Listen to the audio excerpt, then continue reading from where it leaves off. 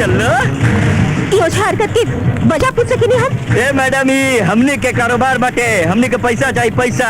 अपहरण चोरी बलात्कार हत्या है हमने के पैसा बा, बुझलू का? अरे डायलॉग बाजी बाद में कहिया, पहले उठाओ।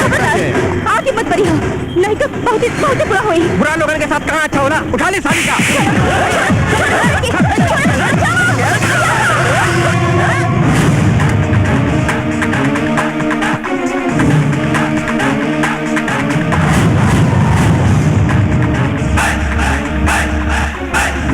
अचानक बीच में टपके वाला तू क्या हो भाई?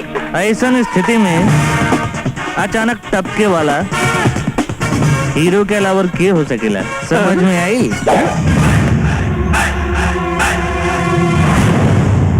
रहीमन इस संसार में भांति भांति के लोग, तू सब मौगर दास हो, जल्दी लड़की छोड़।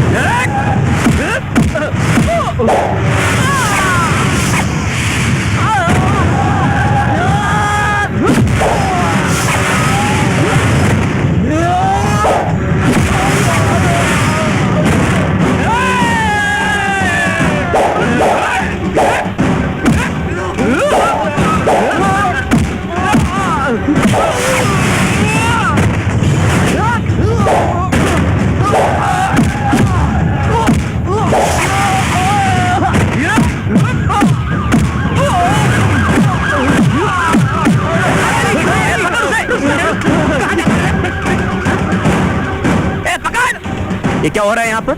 ये सबन के पकड़ के इतनी सजा दी ना कि एकनी के साथ पुस्त कौनो लड़की के आंख उठा के देख न सके, पकड़ ली। ये रोड पे गुंडागर्दी करोगे तुम? अरे साहब, पुलिस की आंख से देखिए, हम पुलिस के काम करत बनी। पुलिस का काम? ये तो पुलिस डिसाइड करेगी कि तुम पुलिस का काम कर रहे हो या किसका। और का? रामलाल, श्यामलाल, चलो इन्हें।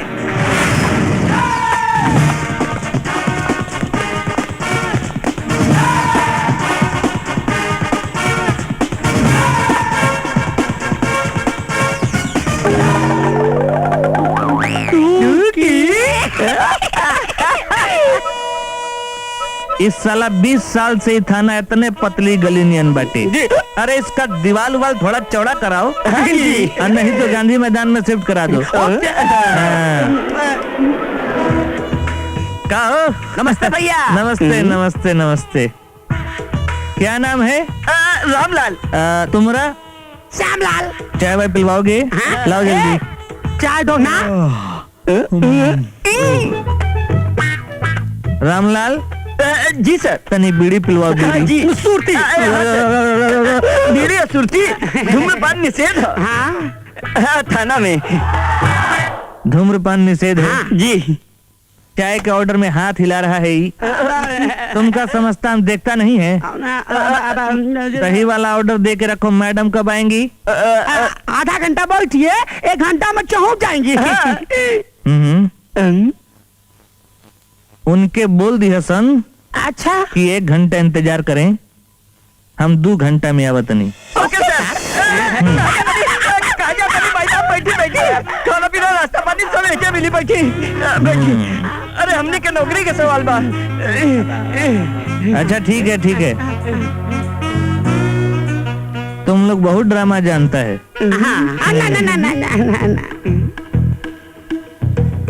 और भोलेलाल चाचा ठीक हो? ठीक बा। तू बस खाली पन्ना पलटा, आज ले को न्याय ना भइल तोरे। ये सब किताब कबो पढ़े हो तू लोग?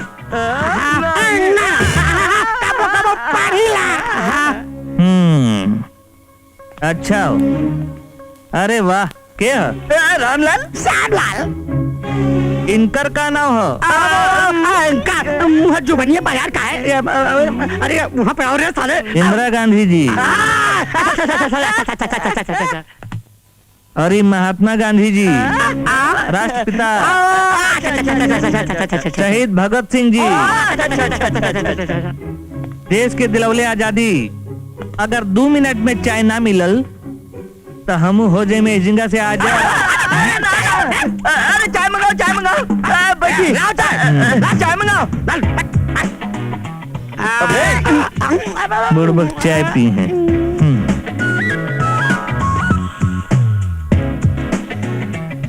ये तोहनी के मैडम कब आई हैं? आप आराम से बैठी, मैडम बेलबाड़ी एगो मिशन पर। मिशन? कैसन मिशन? हाँ हम पहुंच चुकल बानी, तो नहीं कहने बा। हम तो एहिजा बानी। का भाई इंस्पेक्टर साहिबा? डिक्की खोला, सब पता चल जाई। डिक्की में तो कुछ भी ना बा मैडम। डिक्की खोलबे कि तोहर दिमाग की खिड़की खोल दी? अरे मैडम डिक्की में तो कुछ भी ना बा। चल डिक्की खोल, चल।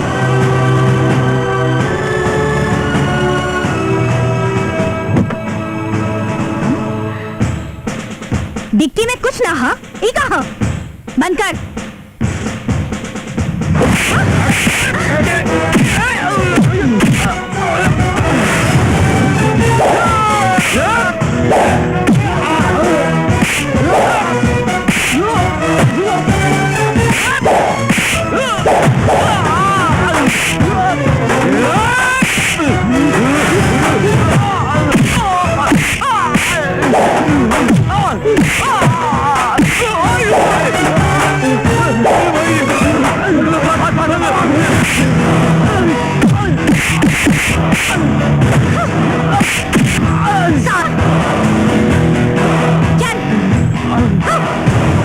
जी मैडम। अंदर करावे करा के।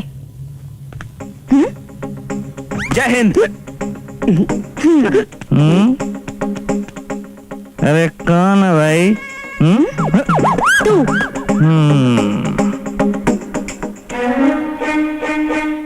हमार नाम लखन बटा 265 बटा 61 थाना बेहावलपुर। Shut up. यही बकवास करे खातिर तू बार बार थाना में आ जाला? हाँ इंस्पेक्टर का कहले हई? जी मैडम जी मैडम हम बताओ थी, ये बाजारी में गई हला और सलमान खान बन के ढिसुम ढिसुम फाइट चलावता है, तब बनल हला। केकरा साथे? और चिरकुटवन के साथ है, और क्या करे? ए सिपाही जी, पूरा पूरा बात बतावल करा, आधा बतेबा तो कंफ्यूजन की देख हुई। का भाई हम तो लोगन के मरनी नहीं मरा नहीं मरा।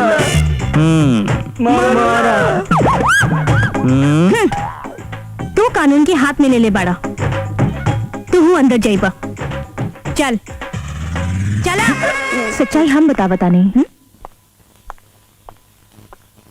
अरे हम तो तोहरा के भुलाई गेल रहनी हाँ। अच्छा भैल तू आ गेलू, बताओ बताओ बताओ बताओ। तू के? हमर नाम मीरा हा। आ सच्चाई ई हा कि ई गुंडा मवाली हमरा के छेड़त रहल हा। आ ई सज्जन आके हमर इज्जत बचालन। हमार नजर में ऐसे इंसान सजा के ना इनाम के हकदार होला। अच्छा हम ही पूछतानी कि पूरा समाज के जिम्मेदारी का तो हर कंधा पे बा। हाँ पुलिस वाला गाय भैंस चरावे खातिर आकर गइल बा। सच बात तो ये बाटे कि वो लोग गाय भैंस चरावे के काबिल भी नहीं। ए मैडम, ई उही कहले बाड़न जे एक अच्छा नागरिक के करे के चाहिए। अब तक कहावत कहल जात बा कि पुलिस जब घटना घट जाई तब आई। अरे जब लड़की की इज्जत लूट गई रही तब पुलिस आके का करी? हम एक लड़की की इज्जत बचैले बनी और हमार सम्मान होके के चाहिए। सम्मान होई? तू एहजा से तबे जाइबा जब तोहार जमानत होई। हम इनकर जमानत खातिर आयल बानी। सुना, एहिजा से जाई से पहले हमार बात कान खोल के सुन लो। ई पुलिस स्टेशन में हमार और तोहार ई आखिरी मुलाकात होके के चाहिए, ना तो आइंदा से जमानत ना सरकारी हवालात के खाना मिली। हाँ चल जा। Thank you. वैसे पुलिस के सरेआम धमकी नहीं देवे के चाहिए।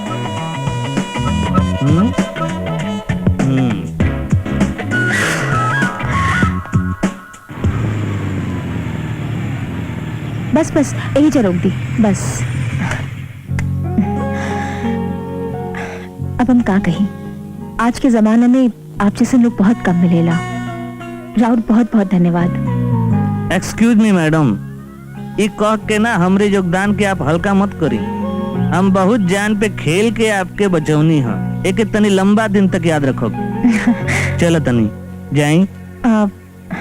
अगर आप भीतर चली तो हमके बहुत अच्छा लगी। हम थोड़ा जल्दी में बनी। हमार अम्मा के भी बहुत अच्छा लगी। चलो भाई, आई चली। चलिए अम्मा, अम्मा आई, प्लीज आई ना। आ गई बिटिया? हाँ अम्मा। और ये क्या? अम्मा ई लखन जी हवे और ई हमार अम्मा। अम्मा प्रणाम। खुश रह, बैठा। वैसे थोड़ा जल्दी में बन, लेकिन आप कहते तो बढ़ जाता नहीं। पता है माँ जी, हाँ, आज अगर ई ना रहते तो तुम्हारी बेटी आज कोनो लायक न बचत। अब ला अम्मा, ये तो हो गई घर में बुला के शर्मिंदा करे वाली बात। अरे समाज में नारी के इज्जत बचावे खातिर हर व्यक्ति के अपन प्रयास करही के चाहिए। हम तो हर जितना बेरी धन्यवाद अदा करी कम है। तू एक ना दो जिंदगी पर उपकार कैले हवा। ये जो उपकार शब्द बाना, ये अमीर लोगन खातिर बाटे, बड़े बड़े लोगन खातिर। हम तो अपन फर्ज निभावनी और फर्ज निभावला के कबो ऐसा नहीं कल जा सके। राउर दर्शन हो गई, अब हमें चले के चाहिए। अरे ऐसे कैसे बचवा, तनी चाय पानी तो पीला। हाँ अम्मा। ना ना ना ना ना ना ना, आप लोग के तकलीफ करे के कोनो जरूरत नहीं खे। वैसे भी हम खाली संडे के संडे चाय पियल करीला। बस आप लोग के आशीर्वाद चाहिए। प्रणाम। खुश रह बचवा। अच्छा हम चलता। हाँ। बोल साले, केकरा खातिर काम करेले? बोल। मर जाइब फिर भी ना बताइब। अच्छा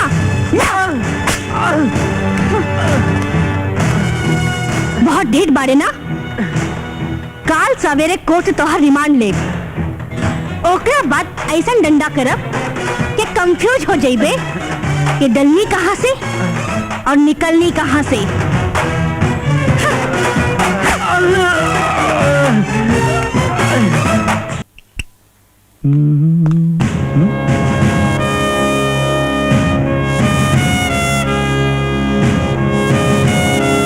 ये कौने कानून में लिखल बा? संविधान के कौने अनुच्छेद में कर वर्णन बाटे कि कोई के मुंह में जात निवाला रोक दिहल जाए? ये का हो रहल बा? भोजन और मुंह के बीच में डंडा आ गई बा। का रे कविता, अब ते शुरू हो गई का? हाँ? अरे भाई थकल मानल आइल बा, तनी चैन से खाए तो दा। हाँ, अरे तोहरा के एक ही बात बार बार समझावे की पड़ी का कि हमार घर के थाना मत बनावा। ई जवन थाना के आपन ससुराल बूझ के जब देखा तब ओइजा पहुंचल रहिले तो इनका के कुछ ना कहेलू। एक कानून वाली मैडम, हमरा से अत्याचार बर्दाश्त नहीं होला। हम तक कानून के मदद करीला।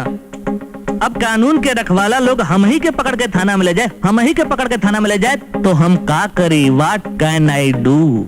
कानून सबके खातिर बराबर होला और ओकर देखे के नजरिया में फर्क होला। वैसे तो ये सब हरकत करके साबित का कइल चाहता रहा? ये से बर्दाश्त करतनी कि तू हमार बहन लगबू, वरना हम बता देते कि जब दुनिया उल्टा हो जाए तो ओकरा के देखे खातिर खुद भी उल्टा होके के पड़ेला। हाँ, अपराध से अपराधी ना मिटेला, बल्कि अपराध और बढ़ जाला। जे समाज और कानून दोनों खातिर खतरनाक होला। ई खतरनाक लोगन के पैदा के करेला तोहार अंधा कानून। हाँ। जेकरा बेसहारा और गरीब लोगन के पुकार सुनाई नहीं देत, जेकरा मुजरिम के जुर्म दिखाई नहीं देत, कैसे हुई इंसाफ? आज के दिन में इंसाफ मांगे से नहीं छीने से मिलेला। ईमानदार बन के सिर्फ भूख और ठोकर मिल सकेला और कुछ नहीं।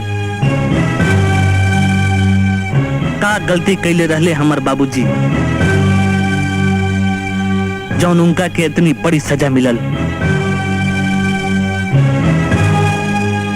कविता तू भुला सकेलू, हम नहीं भुला सकेला वो भयानक रात। आज भी जब याद करेला तो हमारी आंखी के सामने भयानक रात नाचे लगेला। Happy birthday to you, happy birthday to you, happy birthday to you.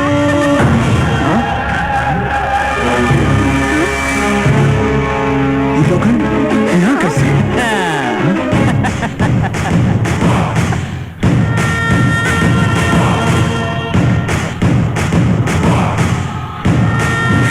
Happy birthday to you. Happy birthday to you. Happy birthday to you. Happy birthday Baba Lagan. Happy birthday to you. Prakash बाबू, रवा हमनी के तो बुला के नहीं जा, बाकी हमनी के ना देखी हमनी सब इतारा लाइका खातिर गिफ्ट लाइल बानी।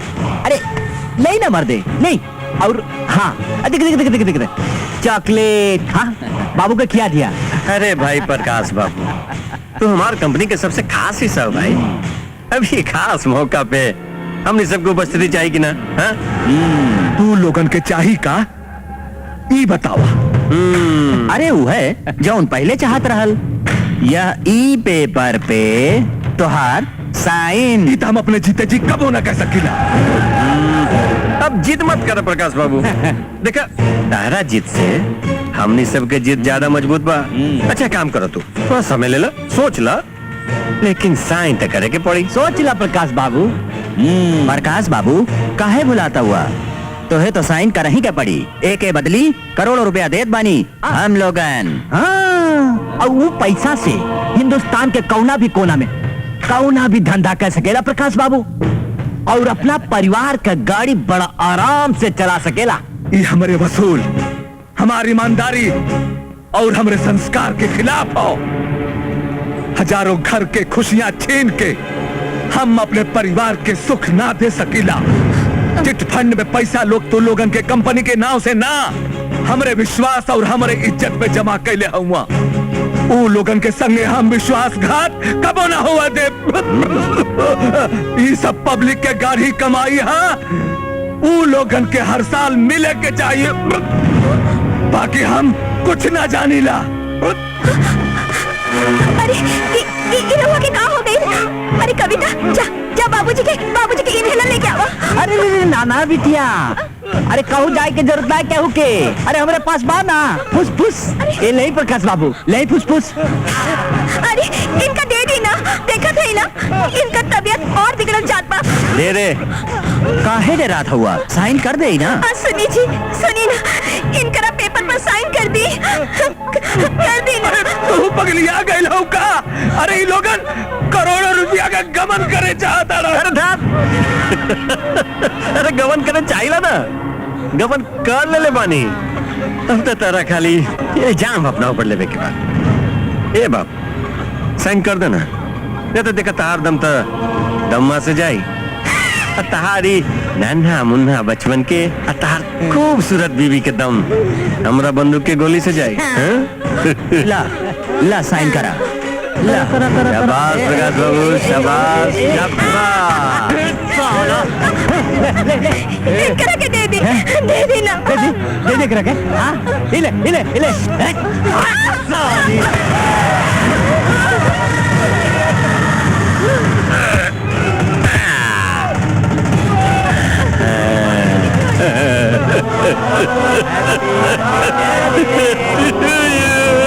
अब हम देवतों के एक असल gift. Happy death day to you, happy death day to you, happy death day to you, happy death day mister Prakash, happy death.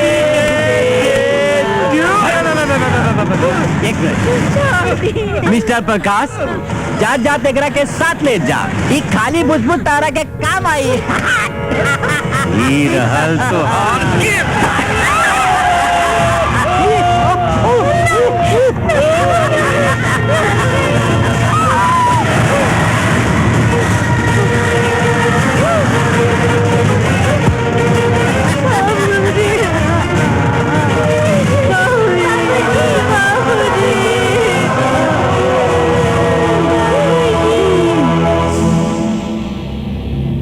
सीधा सीधा आत्महत्या है हुजूर, सीधा सीधा आत्महत्या। अब एक बार हमारे काबिल दोस्त के लगाए इल्जाम को मैं सच मान लेता हूं कि हमारे तीनों मुवक्किल प्रकाश यादव के घर में जाके उसके बीवी बच्चों के सामने कत्ल कर दिया। ये बात हजम नहीं हो रही है सर, क्योंकि पोस्टमार्टम रिपोर्ट में जिस समय मौत का समय का जिक्र किया गया है हुजूर, उस समय हमारे मुवक्किल किन लोगों के साथ पार्टी कर रहे थे ये मैं अदालत को पहले बता चुका हूं। इसी बात को और पुख्ता करने के लिए मैं आपकी अदालत में अपने आखिरी गवाह एसपी सुनील घोष को पेश करने की इजाजत चाहता हूं। इजाजत है। थैंक यू सर। मैं गीता पे हाथ रख के कसम खाता हूं, जो भी कहूंगा सच कहूंगा, सच के सिवा कुछ नहीं कहूंगा।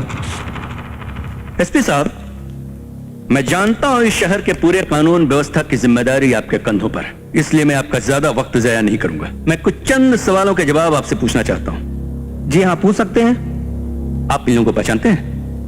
अच्छी तरह पहचानता हूं, ये इस शहर के गणमान्य लोग हैं और मेरे बहुत अच्छे दोस्त भी हैं। और आपके दोस्तों पे इल्जाम है कि अपने ही मैनेजर का इन लोगों ने कत्ल किया है, और इन लोगों का कहना है कि कत्ल की रात आपके घर में आपके मैरिज एनिवर्सरी की पार्टी चल रही थी और ये लोग उस पार्टी में शरीक थे। बिल्कुल, ये लोग पार्टी में सबसे पहले आए थे और दोस्ती का फर्ज निभाते हुए पार्टी की समाप्ति तक थे। और उस पार्टी में हमने कुछ तस्वीरें भी खिंचवाई हैं, उसमें की एक तस्वीर मेरे पास है, शायद आपके काम आ जाए। योर ऑनर, ये तो पूरा का पूरा मसला ही सॉल्व हो गया। अरे इस एक तस्वीर ने इस केस की पूरी तस्वीर बदल दी। मैं इस तस्वीर को आपकी अदालत में सबूत के तौर पे पेश करना चाहता हूं हुजूर।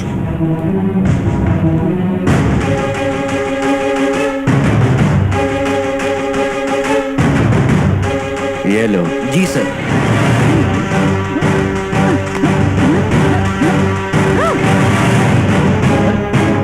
अरे भाई पकड़ो उस बच्चे को।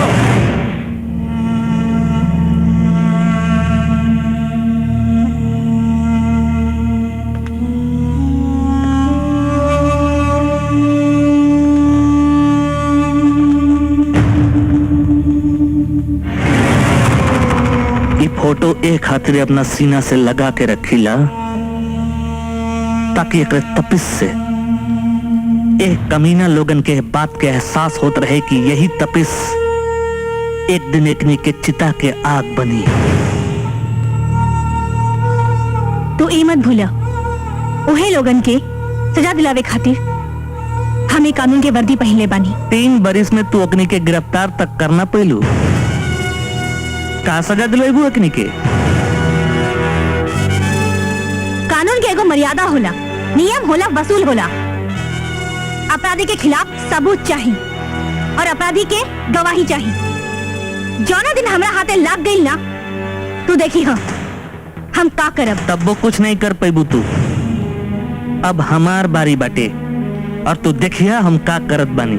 हमरा रहते ई नामुमकिन है। कविता जी, नामुमकिन के मुमकिन बनावे वाले के नाम लखन है। हो सके तो रोक लिया।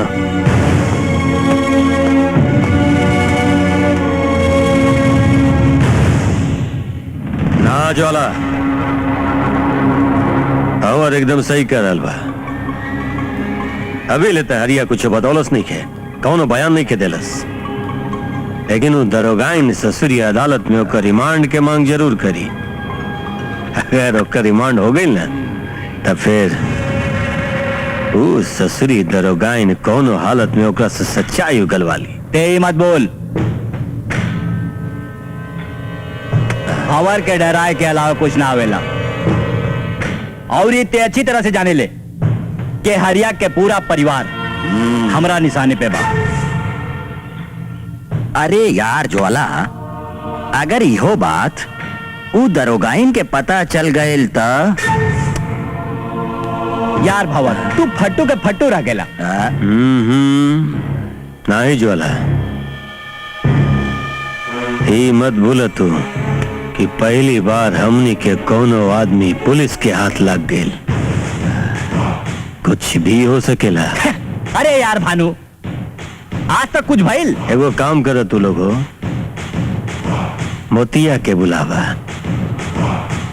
और ओकरा के बोला कि हरिया कोनो हालत में अदालत में पहुंचे के चाहिए। अगर ओकरा के छुड़वा सके तो छुड़वा ले, नहीं तो ऊपर भेज दे।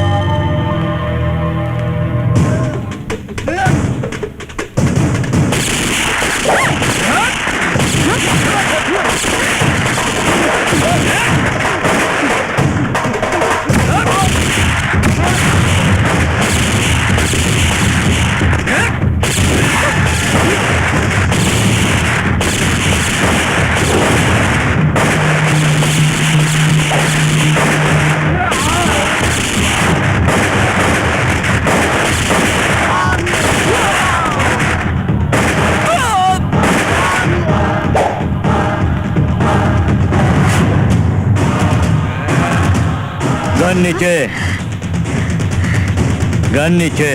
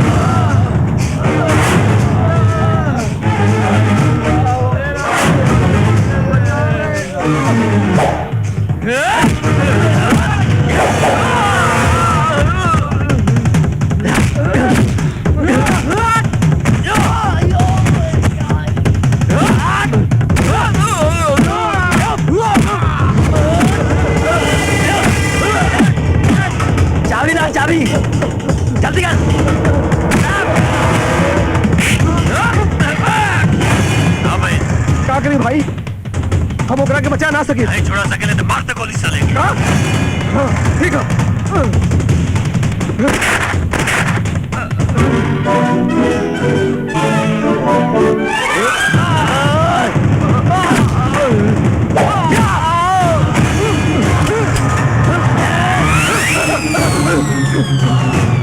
श्यामलाल, श्यामलाल, मार दूंगा, अरे फाड़ दूंगा, चीर दूंगा। Shut up! हम मर लिए।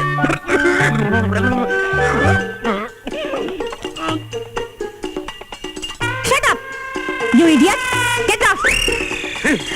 Stupid! Nonsense!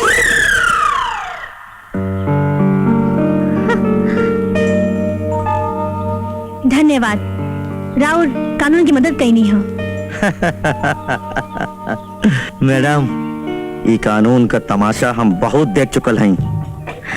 ई कानून की मदद ना, एगो औरत की रक्षा खातिर ही हाथ उठल हा। ई रहल तोहर कानून। ई कानून ना, ई अंधा कानून हा।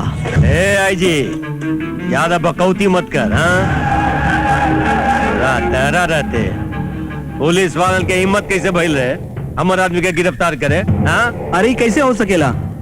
तू लोग बिल्कुल चिंता मत करा, समझला कि ना? जय हिंद सर।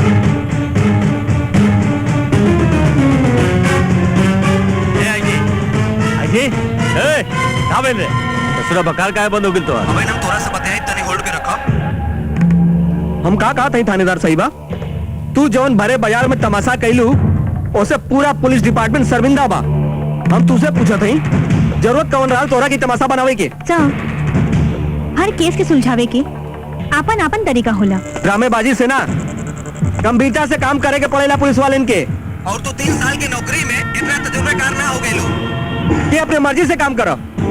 हरकत तू लोग करेला जब अब हम जैसे पुलिस अफसर के देवे के पड़ेला। वो मुझे मत तो गई तोरे कस्टडी में होकर क्या जवाब दे बतावा? सर, वो हमार लापरवाही ना, वो तो अपराधी लोगन के चाल के नतीजा रहल। और फर्ज के खाली ड्यूटी समझ के करब तो हम कहीं सब समझावा की कोशिश मत करा। आपन गलती मान ला और एक बात अपन हृदय में संभाल के रखिया कि आगे से ऐसे कोनो कानूनी कार्रवाई हमारे आदेश के और हमारे जानकारी के बगैर तोरे हाथ से भइल तो ठीक ना होई, समझ लू? नाउ प्लीज गो। जय हिंद सर।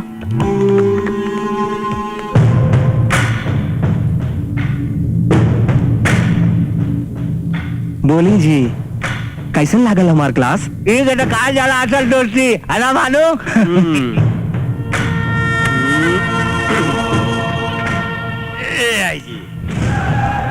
एक बस दोसर के क्लास से तेरे लेते रहे ना तारो क्लास मेंटेन रही, बुझले? Thank you, thank you. Excuse me सर।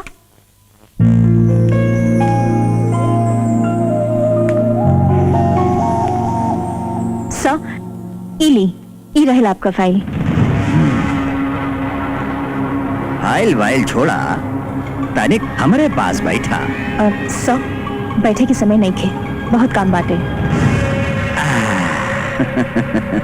हमरा के सब मालूम है, काम वाम तो सब होत रही। तनिक बैठा और प्यार मोहब्बत की बात हो गई। सर, हम भुला गए नहीं, हम मिस्टर शर्मा के फोन पे होल्ड करके आई हमी। हम 2 मिनट में बताने। अब सर,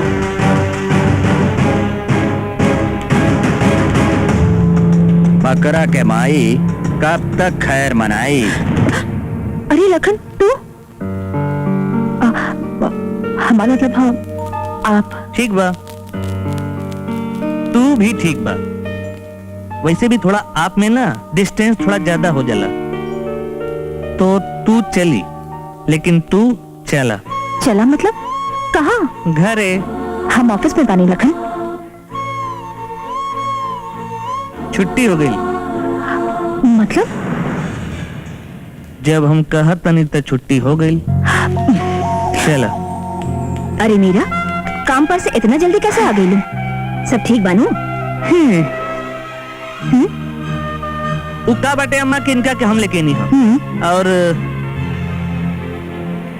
आज से काम पे नहीं जी है। अम्मा, अब तू इनका के समझावा। एक ही रट लगवले हुए कि हम काम पे ना जाए। अगर हम काम पे ना जाए तो ई घरे के खर्चा पानी कैसे चली? हमरा पे छोड़ दा। मतलब कि चिंता करे के कोनो बात नहीं थे। सही कहा था बतू। मोहल्ला वाला वैसे तुम्हारी यहाँ आवाज से पहले से परेशान हवे।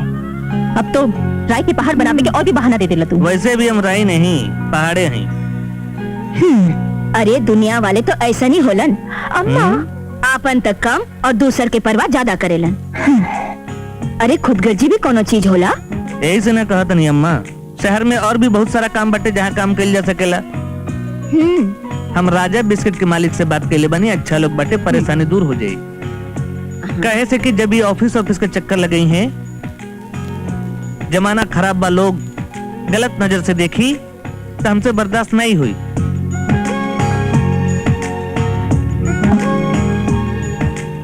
दो चार दिन में कुछ नतीजा निकल जाए, हम बता दे। चलो तनी।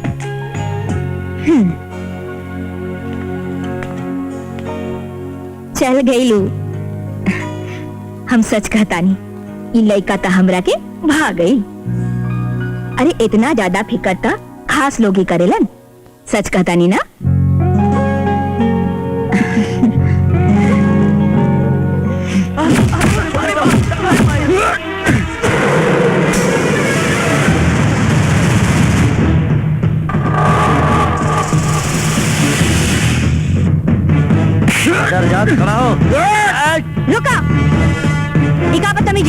बदतमीजी नहीं क्या मैडम, ये है कानून के मुजरिम और समाज के दुश्मन दिलावर सिंह। दिलावर सिंह और ये क्या आदमी लोग। मैडम जब रक्षक ही बच्चक बन जाला ना तब मजबूर हो जाला आम आदमी हथियार उठावे पे। हम समझ ली ना। हम समझावत नहीं मैडम, आपके की का समझावे के बाद ए, संभाल के खड़ा रहो। ध्यान से देखी इहे हवे ना ऊ जाबाज सिपाही लोग जिनके बल पे आप अपन बड़का जंग जीते खातिर दिलावर के खिलाफ भेजले रहनी है। आप ही लोग के असली रूप जानब ता कानून वाली मैडम आपके बड़ा अफसोस हुई। ऐसा कौन बात बा जौन अफसोस हो यार।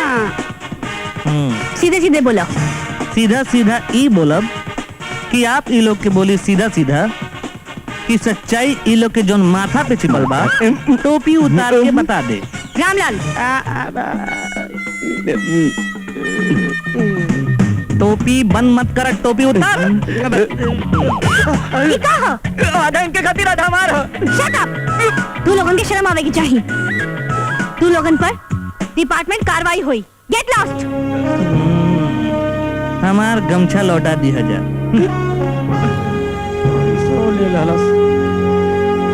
हवलदार इन लोगन के बंद करो।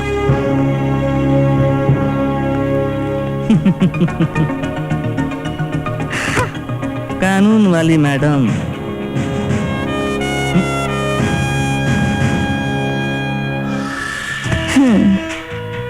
हाँ तो दिलावर सिंह, बहुत दिन हो गई गरीबन के मुंह से रोटी छीन ले। अब तू चल के चक्की पीस ला ताकि तुहार चर्बी पिघल जाए। इंस्पेक्टर साहिबा, हमरा एक इशारा पर तुहारी वर्दी और ये पुलिस स्टेशन के हम शमशान घाट में बदल दे बुझली। और हमार पहुंच नीचे से ऊपर तक बा। रुका, हमार रहते तू लोग कानून हाथ में ना ले सकेलन। और ये थाना है तो हर बाप के घर ना, बुझला? हवलदार ले जाए करा के। अब इनके पूरा उम्र कालकोठरी में गुजरी। ले जाओ। हम वो देख ले। ये ब्लैक मनी राष्ट्रीय खजाना में जमा करा दी है। देश के गरीब बच्चन के बड़ो फायदा हुई। चल भाई चल चला। हंगामा है क्यों बरपा, थोड़ी सी जो पीली है, डाका तो नहीं डाला, चोरी तो नहीं की है।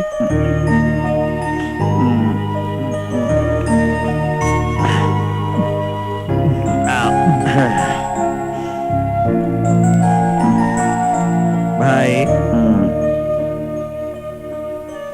जब मन के सुर बहुत बहुत तेज हो जाए तो दुनिया के शांति भी अशांति लगे लगेला। अब देख भैया, हमार झगड़ा, हमार दुश्मन तो बीच में आ गिला खतरा मोल के। बड़े दिल वालों का काम है भैया। अरे भैया बच के। भैया तू के जयदेव भाई, अतीत के बदरी से दुख के आंसू के सिवा कुछ न बरसेला। हम दारू नहीं पी, कबो नहीं पीली आज तक। पता नहीं तो कौने भाव में दोस्त कह के बोल देला मार लेने। लेकिन भाई इस तोरे आंख में ना हमें एक बहुत दर्दनाक कहानी दिक्कत हो, बहुत गहरा कांड। बोल दे हमसे। सुने चाहता तो सुना। कुछ साल पहले के बात है। हमरा भी एक छोटा सा परिवार रहे। बाबूजी, माई, हमार एगो बहन। बाबूजी सिपाही रहलन। उनका सपना रहल कि हम पुलिस इंस्पेक्टर बनी, देश की सेवा करी। बाबूजी की मृत्यु के बाद पुलिस फोर्स ज्वाइन कैनी?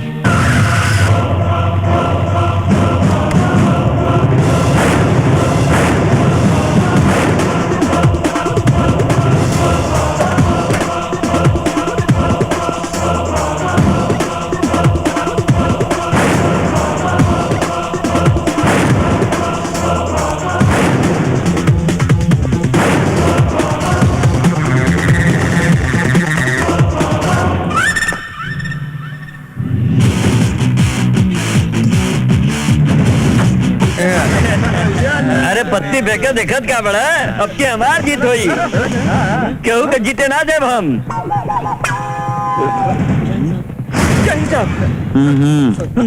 बहुत बड़ा बाजीगर हुए ना। ड्यूटी के वक्त ये सब करत शर्म नहीं आवेला तू लोगन के? वर्दी में ये सब काम करेला तो करतब का नहीं भाई बा? और तू? Sorry sir. What sorry?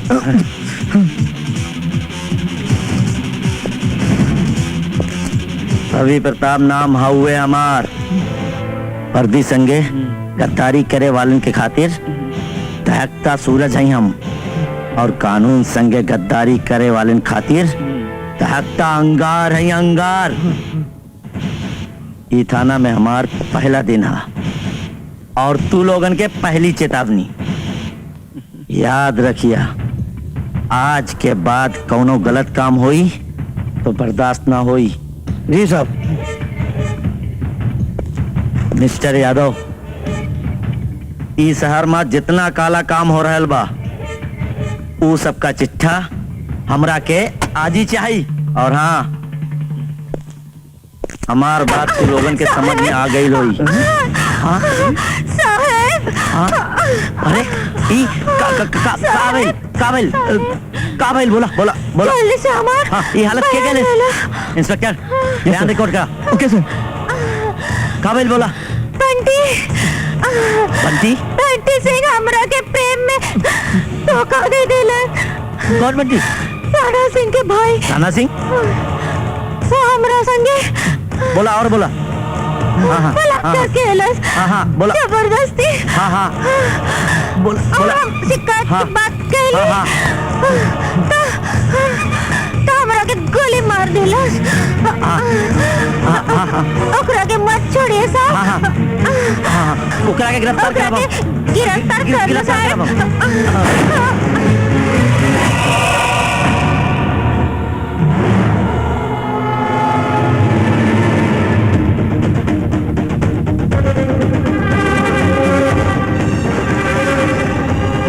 ये राणा सिंह कौन है?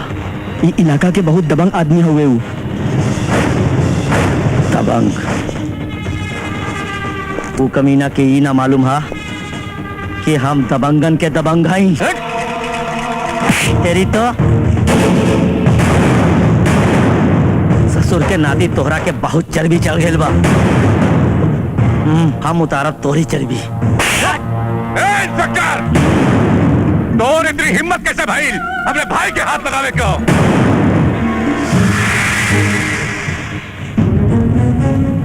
बात, अरे अगर हमरा के कानून इजाजत देत ना तो ऐसे आवारा कुकरन के गोली मार दे। गोली बारूद के बात मत कर। गोली बारूद से हमार खानदानी रिश्ता हो। खाली बताओ कि हमार भाई कैलाश का हो। तुहार भाई ने एक मासूम के साथ बलात्कार कैलसा और होकर हत्या कैलस। भैया भैया ये सब झूठ बा। ये सरासर इल्जाम है हमरा के ऊपर। भैया एकर फैसला अदालत करी। इंस्पेक्टर, इतना आसान नहीं खे। तोहरे पद से बहुत ऊंचा हमारा होता बा। देखो फोन करब ना तो ये वर्दिया उतर जाई और नंगा नाचत जाइबा घरे, बुझलो? ये भर्ती कोठे पे बैठल सबाब की साली नहीं के तुहार जैसे अरे गरे लोग उतार ले। समझला, हम कानून के दलाल नहीं के, देश का सच्चा सिपाही नहीं। तुहार जैसे मुजरिम से मिले से पहले हम अपनी जेब में इस्तीफा लेके घूमेला। ए दरोगा, तोर जैसे चिल्लाए वाला कुकुर हमरे आगे पीछे दो मिलावेला, बुझले? अगर भर्ती के गाली देला ना तो इतनी गोली डालब कि पिछवाड़े से टट्टी की जगह मुरादाबादी बर्तन निकली, बुझला की नहीं?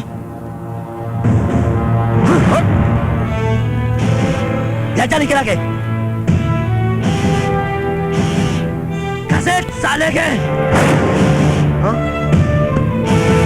भैया बचाओ हमरा के, भैया भैया हम कुछ न खेले बानी भैया।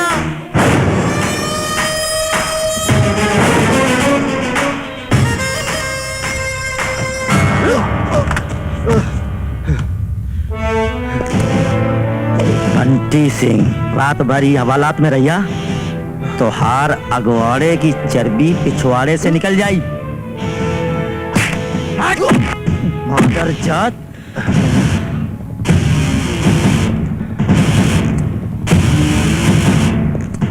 ए दरोगा, तू बहुत बड़ी गलती करत हुए।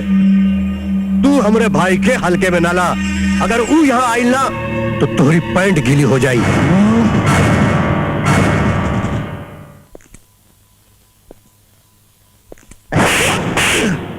तोहरा के अदालत में सवेरे पेश करब ना, ओकरे बाद हम कोर्ट से इजाजत ले लेब तोहरे रिमांड की।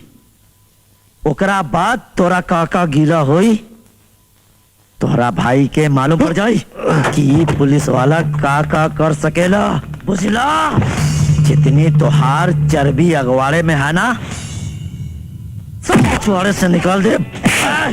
दरोगा, इतना जल्दी कहाँ रे? अबे दिल्ली बहुत दूर है।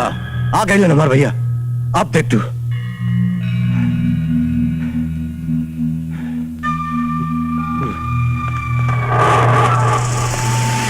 अब है दिल्ली दूर है। ये हुआ शर्मा जी, पटना हाई कोर्ट का वकील, और ये हुआ गुप्ता जी, सेशन कोर्ट का वकील, और ये हुआ नागेश मिश्रा, क्रिमिनल लॉयर। आज तक कोनो केस हरना नहीं खा। अब बतावा, अरे बतावा, चाय लावा। कहाँ हस्ताक्षर चाहिए और केकर चाहिए?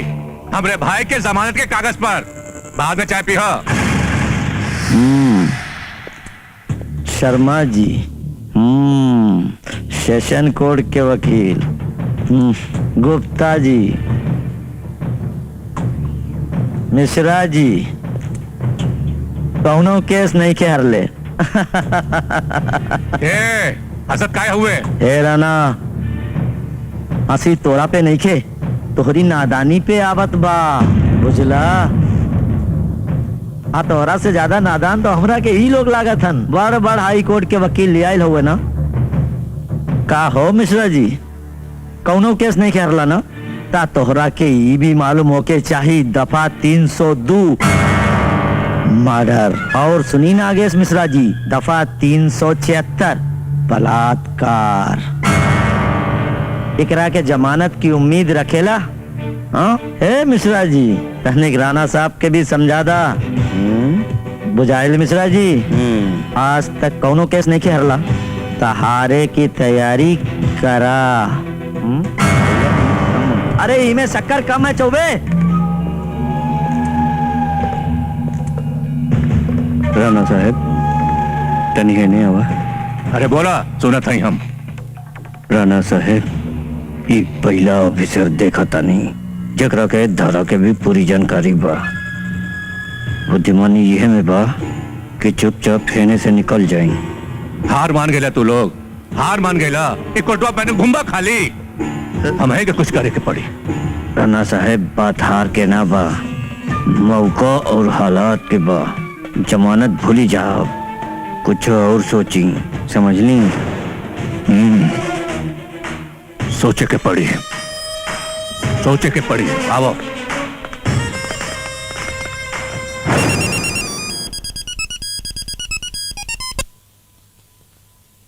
हाँ बोल रहा ना। अरे एगो बहुत जरूरी काम रहेला आपसे। कौन बड़ी बात हुई? हमार छोटका भाई है ना बंटी, जवानी के जोश में वो काट कर देला सा, और ससुरा दरवा कुछ ना कर था। तनिक आप ही कुछ करी। कौन से थाने में बोल? अरे कौन से थानवा में हरे हूँ? गौरीगंज। अरे विधायक जी, गौरीगंज। गौरीगंज? उस थानेदार का नाम क्या है? अरे नया नया आयल बा, नाम तो कर ई Ravi Pratap. Hello hello hello hello hello. अरे कहाँ है विधायक जी? आवाज ना जाता। हेलो हेलो, आवाज नहीं आ रहा, बाद में फोन करना। हे भगवान, बच गए। ला, फोन में कट गई। लागत है विधायक के बस का ना हो, मंत्री जी के फोन करे के पड़ी। हेलो। अरे समूह भैया नमस्कार। हाँ राणा जी बोली। अरे जरा मंत्री जी से बात करा दें, बड़ा अर्जेंट बा। अरे मंत्री जी तो परिवार के साथ विदेश गए बानी। अच्छा ये बतावा कि कब तक आई यहाँ? वो तो हमरा के नहीं पता, तो और कोनो काम हो तो हमरा के बोली। अरे वो दरगुआ है ना, हमने छोट भाई का अरेस्ट करे ले सर। ऑफिसर के नाम बोला सारे के? का नाम है रवि प्रताप। का रवि प्रताप? हाँ। हेलो हेलो हेलो, आवाज नहीं क्या आवत? अरे शंभू भैया। हेलो हेलो, चला नहीं तो मरवाई। अरे शंभू भैया, अरे सबके प्रॉब्लम ही प्रॉब्लम है। हाँ राणा। अरे मंत्री जी एगो गंभीर समस्या आ गई बा, तनिक हमार मदद करी आप। अरे यार तोरे समस्या से ज्यादा हमार समस्या गंभीर बा। एगो ससुरी बम का फट गई, अपोजिशन मीडिया सब हमरे कुर्सी के पीछे पड़ गए हों। तो हर समस्या देखी कि हम अपन कुर्सी बचाई। इस समय मीटिंग में बनी, बाद में फोन करिए। इस सब का सब मौका हो गए बाड़ा। जब नोट और वोट का जरूरत पड़ेला तो राणा सिंह याद आवेला, और जब हमार काम पड़ेला तो बगल जगत हुआ सर। छोड़ब ना, केहू के छोड़ब ना, हम देख ले सबके। हम का समझ ले हुआ? ए भैया। अरे अब क्या के फोन करी? ए भैया, छोट मुंह बड़ बात कही। अरे कर कर, भेजा मत खा। भैया तू सीधा दरोगा से लेन देन की बात करी ना। अरे ओकर तेवर देख रहे ना तू? ओकर तेवर देख रहे ना? वो हमारी बात सुनी? अरे अपने माथा का इलाज करा। भैया अरे जब नोट के थप्पी देखी ना तो अच्छे अच्छे का चड्डी ढील हो जाला, नोट के माई पहाड़े चढ़ जाला। अरे ओकरा से बात करके देखी तो।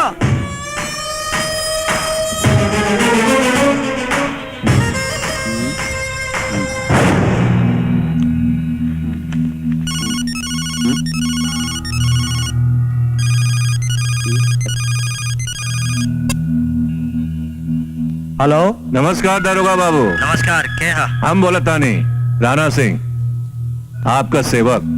इतना सब होके के बाद भी तोहार हिम्मत कैसे भइल हमरा के फोन करे के? फरियाद करे खातिर हिम्मत आ ही जाला दारोगा बाबू। कुछ मिनट खातिर आपके दर्शन करे चाहिला। का राणा सिंह, पिछवाड़े की फैक्ट्री हमेशा के लिए बंद करे के पड़ी का? समय नहीं खे, काम बतावा। अरे सब बता दे, पहले मिला तो सही। देखा इनकार मत करियो, ये हमारा आपसे प्रार्थना बा। ता ठीक बा, मिले की जगह और टाइम हम बताई। ठीक बा, हम इंतजार करब। ता तू सौदाबाजी करे के आयल हुआ का? ना ना, सौदेबाजी ना दारोगा बाबू, प्रार्थना करे आयल बानी आपसे। रहुआ केहू के जिंदगी खातिर एक बार झूठ बोल दे बा तो का चल जाई। रहुआ इस सूटकेस आपके खातिर नजराना है। अगर हमार भाई सही सलामत घर पहुंच जाए तो रहुआ ऐसा सूटकेस हर हफ्ता तोरे घर पे आई। बहुत प्यार करीला अपने भाई के, बहुत प्यार करीला। हमार जिंदगी हो, छोड़ दो ओकरा के। जौन लड़की संगे तोहार भाई कुकर्म कैले से ना, वहू केहू के जिंदगी रहल। दारोगा बाबू, जंगल में छोट मोट जानवर न रही हो तो ये बड़का जानवर भूखा न मर जाई हो। अरे इंसान के अतीत की तरफ न देखे के चाहे, दुख बढ़ेला। भविष्य की तरफ देखा, उज्जवल भविष्य की तरफ, जौन हम देखा तानी तोहार भविष्य। आखिर अपनी बात मनवाही लेला राणा साहब।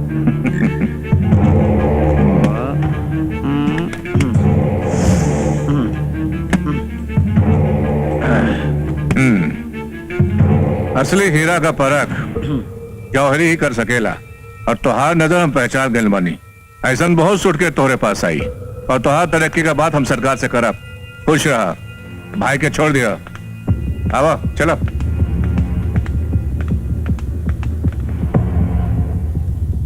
ली साहब, बहुत अच्छी रिकॉर्डिंग भइल बा। गुड।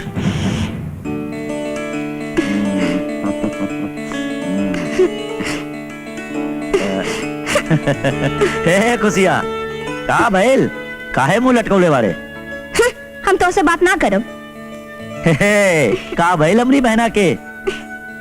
हम तो से बहुत नाराज हैं। काय खातिर? रक्षाबंधन के दिन याद नहीं खे? हे। अब आके बात करत बड़ा। अरे बहनी, पुलिस की नौकरी और समय के पाबंदी के तो सदियन से दुश्मनी चलता आ रहल बा। और अगर कमाईब ना तो तोहार ब्याह शादी कैसे करब? तो ना ही सुधरबू। एक बात बतावा, भाई के चाय पानी पूछबू कि इतना शिकायत का टोकरा लेके बैठ गईलू? ई का रे बुआ तोरे हाथ में? माई खुशिया के बिहार के बंदोबस्त। योर ऑनर, सरकारी अस्पताल की रिपोर्ट, मुलजिम के ब्लड सैंपल की रिपोर्ट, लड़की पे पाए गए खून के धब्बे की रिपोर्ट ये साबित करता है कि इसी मुलजिम ने लड़की के साथ बलात्कार किया, फिर उसका कत्ल कर दिया। लड़की का डाई डिक्लेरेशन भी ऑन रिकॉर्ड है। इसी मैटर में मैं इस केस का अहम गवाह इंस्पेक्टर रवि प्रताप को आपके सामने हाजिर करने की इजाजत चाहता हूं। इजाजत है। मैं गीता पे हाथ रख के कसम खाता हूं, जो भी कहूंगा सच कहूंगा, सच के सिवा कुछ भी नहीं।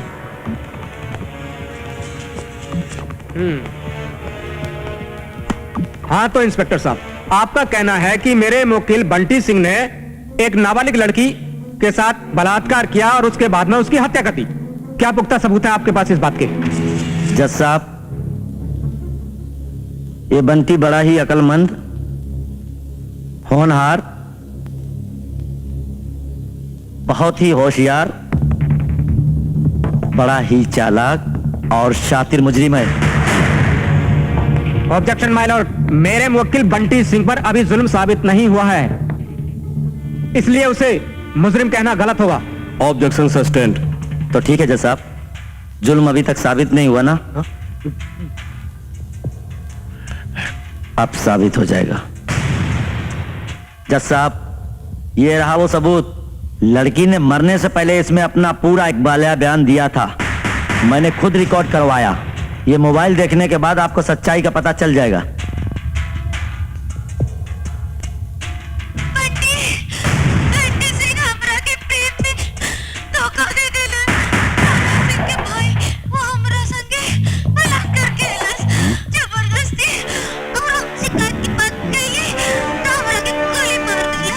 साहब, ये झूठ है। मुझे और मेरे भाई को फंसाया जा रहा है। ऑर्डर, ऑर्डर, प्लीज आप बैठ जाइए। जज साहब, और ये रहा उसका दूसरा सबूत, जो सबूत की सच्चाई को और पुख्ता करता है। और ये बंटी सिंह के भाई राणा सिंह ने मुझे खरीदने की कोशिश की, रिश्वत देते हुए इसमें वो रिकॉर्डिंग है। इस केस में पेश किए गए गवाहों और सबूतों को मद्देनजर रखते हुए इस नतीजे पर अदालत पहुंची है कि बंटी सिंह हत्या और बलात्कार जैसे अपराध किए हैं। इसलिए अदालत बंटी सिंह को मुजरिम मानते हुए उम्र कैद की सजा सुनाती है और ये अदालत राणा सिंह को रिश्वत देने के इल्जाम में गिरफ्तार करने का हुक्म देती है। अरेस्ट हिम। अरेस्ट कर लो। चल आगे, चल चल चल चल पीछे चल। क्यों आगे ना बढ़ी? क्यों आगे ना बढ़ी? हमने भैया के हाथ मत लगे यार। तोहरी इतनी हिम्मत कि तू हमरा के सजा देवा। अब हम तोहरा के सजा दे ना, छोड़ तोहरा के ना छोड़।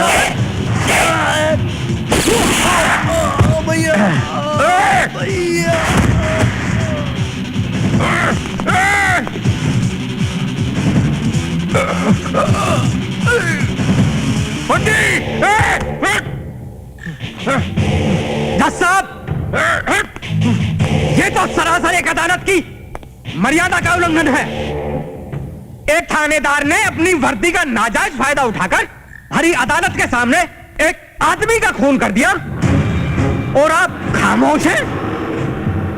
मैंने किसी मासूम को नहीं, सजाए मुजरिम पे गोली चलाई है, जिसने कि जज साहब को मारने की कोशिश की। उसने तो सिर्फ कोशिश की ना, लेकिन तुमने, अरे तुमने तो उसकी जीवन लीला ही खत्म कर दी, उसको जान से मार दिया। इंस्पेक्टर साहब, अदालत ने उसे सजाए मौत नहीं बल्कि आजीवन कारावास की सजा सुनाई थी। इंस्पेक्टर साहब, आपको कोई हक नहीं पहुंचता इस तरह से किसी की जान लेने का। जज साहब, मैं क्या करता? इसने आपको निशाना बनाया था। मैं इसे गोली नहीं मारता तो ये आपको गोली मार देता। इंस्पेक्टर, इसने सिर्फ निशाना लगाया था, गोली चलाई नहीं थी। आप उसके हाथ पैर पर भी गोली मार सकते थे। मेरा मानना है आपने इस अदालत की तौहीन की है। एक ऐसे काबिल अफसर से ऐसी हरकत की उम्मीद कतई नहीं थी, लिहाजा ये अदालत आपको गिरफ्तार करने का हुक्म देती है। सर, मैंने कोई गुनाह नहीं किया है, मैंने कोई गुनाह नहीं किया। जज साहब, जज साहब,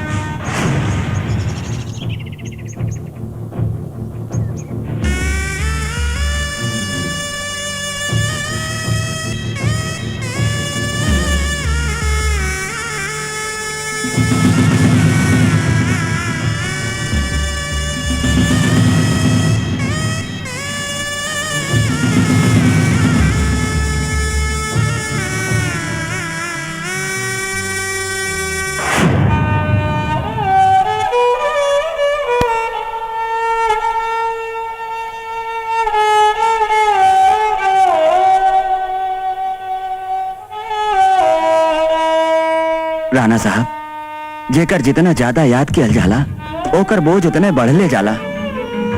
भैया 3 दिन हो गए रउआ के खैले पीले, काहे अपने दहिया के तकलीफ देता रहा? अब कल तो रउआ के जमानत का मियाद भी पूरा हो जाई। वो दरोगवा तो हमार मियाद पूरा कर देलस, हमार बबुआ के हमरा से छीन के। अभी जिंदगी में कहाँ रह गई बा, कहाँ रह गई बा? बहुत हो गई, ये कानून का दाव पेच बहुत हो गई। अभी राणा सिंह जेल न जाइयो, जेल न जाइयो। अपने बबुआ के खून के कतरा का बदला ना ले ली तो हमार नाम राणा सिंह ना। वो हमार कलेजा का टुकड़ा रहल हो, हमरा से छीन लेना तू। ओकरा के चैन से ना रह देव हम। मरे को ही ओकरा के, मरे के हो ओकरा के भी।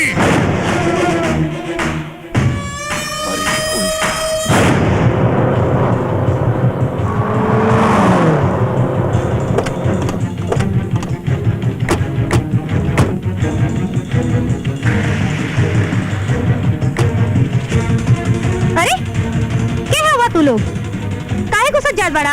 अब इन्हें सब पता चल जाए। तेरे का महतारी हो ना, तू ही पैदा कर लो हो ना। ओके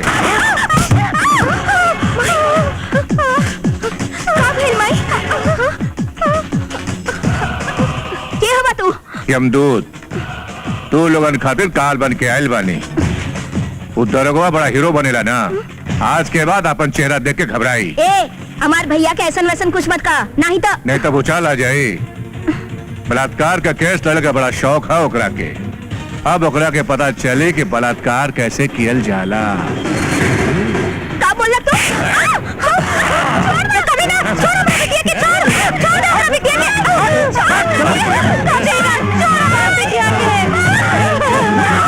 अरे सुना, आज भैया के बहुत मूड खराब है, केहू के ना छोड़िए।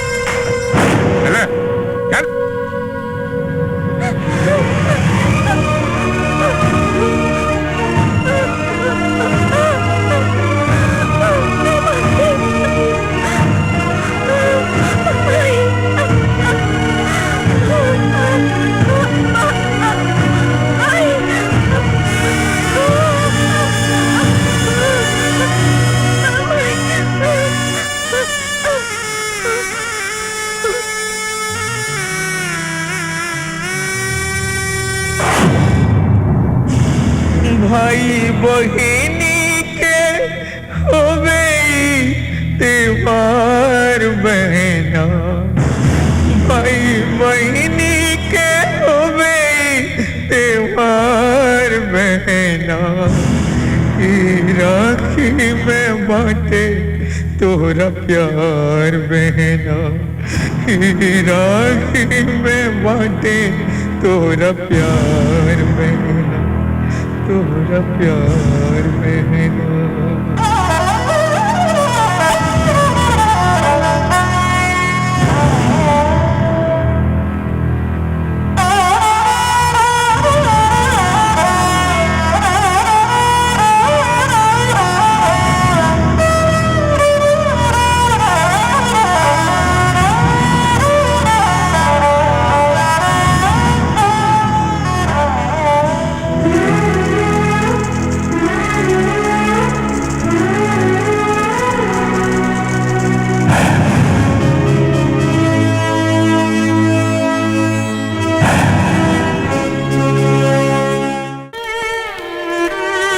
इसी तरह हमार पूरा खानदान तबाह हो गई।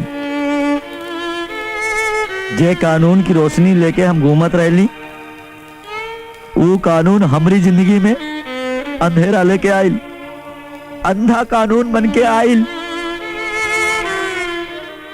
जेल से छूटे के बाद वो राना के हम गांव गांव गली गली कहा नहीं ढूंढनी उकरा, मगर उकरा कौनो नामो निशान नहीं मिलल। जौन दिन वो हराम ज्यादा हमरा के मिल गई ना,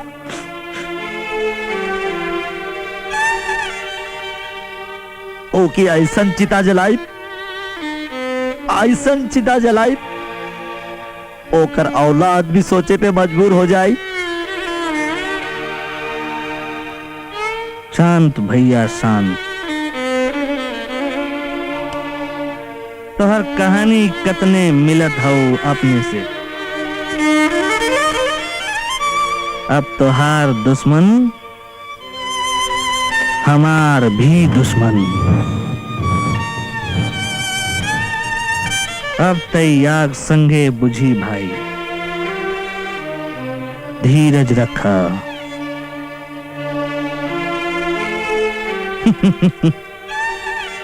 कोई के खैर ना हुई भाई। भाई हमरा के पिए दे भाई भाई। बस भाई, बड़ी देर हो गई। भाई बस हमरा के पिए दे भाई। भाई घर चल भाई। भाई भाई पिए दे हमरा के, भाई ना जाए घरे। चल चल घरे, देर हो गई बड़े। चल घरे। अरे रस्सी के खुला में, होली के हुल्लड़ में खड़ा खड़ा का करे। अरे अरे मारते। और तू लोग खड़ा खड़ा का करे? काहे नहीं सुनते? कैसे सुतल जाओ? पहले तो खाली आवारा गर्दी कर रहा और अब शराब भी कैल बड़ा। शराब? हम तो शराब के छूली भी नहीं। अब तू कहता रू कि हम पीले हैं? गंगा मैया के कसम, हम शराब नहीं पीले कानून वाली मैडम। हम शराब। बस कर लखन, गंगा मैया के क्रिया झूठा मत खा। सावन के महीना में फगुआ आदमी तो नशे में ही गावेला ना। मैं तू भी हैं? देख लखन, हमरा के तोहार सब आदत कबूल बा, बाकी हमरा के कोई शराबी के माई कह के बुलाए, ये हमरा के बर्दाश्त नहीं खे बेटा। सॉरी, हमसे गलती हो गई। पीनी हम लेकिन शौक से ना पीले। का करेंगे? हमारे एगो दोस्त मिल गए हमारी, तो ऊ हमके अपन भाई कहलस। ओह कानून के सतावल रहल हमरे नियन, त हमरा के कसम दे देलस तब पी लेनी। सॉरी। ई हमरा पे रोज भड़के ले। इनके भी जान बचौलस, इनके भी जान बचौलस त हमके भाई बोलस त हमके देलस पिए के त हम पी लेनी। सॉरी, हमसे हमसे हमसे हमसे गलती हो गई, ता हमके माफ कर दे। हमसे गलती हो गई। ये तोहार पहला गलती है, एक खातिर तोहरा के माफ करता नहीं। बाकी हाँ, वादा करा कि ये गलती तोहार आखिरी गलती होवे के चाहिए। हम वादा करत नहीं, अब हम कबो शराब ना पियब। कबो ना। हमरा नींद लागत माई, हमके सुला दे। हम सॉरी। बिटवा, इनके भी जान बचौलस था, हमके भाई बोलस था, हमके दिलस पिए के था, हम पी लेने। संभाल के ले आई जी साहब, एक पैग और पिए। ना भोरनाथ ना, अब ना पियब, रहे दो। आज हमार गृह मंत्री जी के यहाँ पार्टी बा और ओमा बहुत वीआईपी लोग आ रहल बाड़न। अगर हम उनके साथ दारू न पियब तो लोग बुरा मान जाइए। ये खातिर हम चलत है भवन। नहीं नहीं आई जी साहब, एक पैग हमरा खातिर पीला। देखा तू कहा हुआ, ये आखिरी पैग हुआ, बस तोरे नाम। ठीक बा।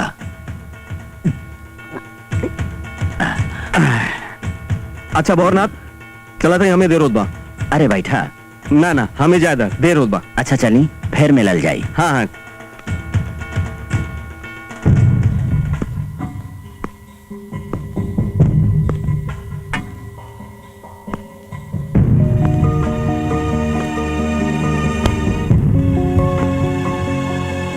ना तो कोनो कोला हलबा ना कोनो गड़बड़ झाला, बैर करावे मंदिर मस्जिद मेल करावे मधुशाला।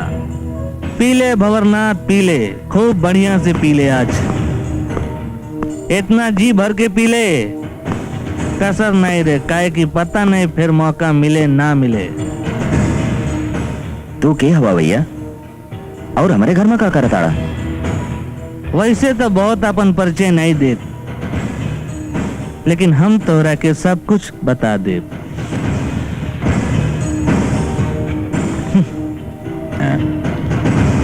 इता फोटो है, ध्यान से देखा और पहचाना एक रखी। इता हमार चारों दोस्तन के फोटो है, बहुत पुरान फोटो है। फिर तेरे पीछे के कहानी भी याद हुई आपकी? ये फोटो तेरे पास कैसे आई? ओ दिन अदालत से फोटो लेके भागे वाला लड़का हम ही हैं। मैनेजर प्रकाश यादव के लड़का हुआ, बहुत लंबा चौड़ा हो गया भाई। उहे खातिर के तोहरे एक एक जुर्म के गिन गिन के हिसाब कर सकी। धमकी जितना आसान होला बबुआ, मौत उतना आसान ना होला बबुआ। हम मौत के आसान बनावल हमार काम बाटे।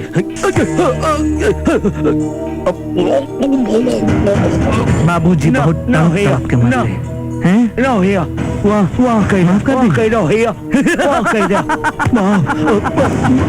अरे कितना डरा गल जैसा लगा था कि मार दे बिल्कुल। अच्छा तू सोचला ना कि हम तोरा के मार दे, ऐसा सोचला ना? हाँ, ऐसे सोच ली रहे। हम तोरा के माफ कर सकीला, माफ कर दो भैया, माफ कर सकीला, तोरा के हम माफ कर सकीला, लेकिन एक शर्त बा। तो हर शर्त मंजूर बा भैया, माफ कर दो भैया। सुने ला कि तू दारू पिए में बहुत माहिर बड़ा। पीले हैं भैया। सीधा बैठ जा। कितना दारू पी सकेला? एक बोतल बस, 2 गो बस 3 4 गो, केवल 4 गो? जितना कहबो उतना पी ले, पर माफ कर दो भैया। 6 बोतल हमारा मंजूर बा भैया। अगर तू 6 बोतल दारू पी गईला तो हम तो के माफ कर दे। हमारा के सब मंजूर बा भैया। टाइम शुरू होता है अब।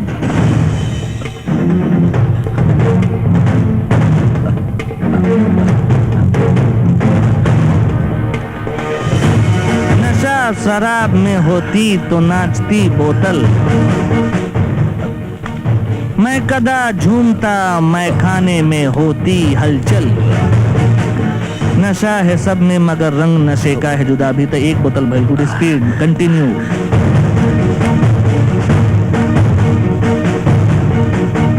वाह, 1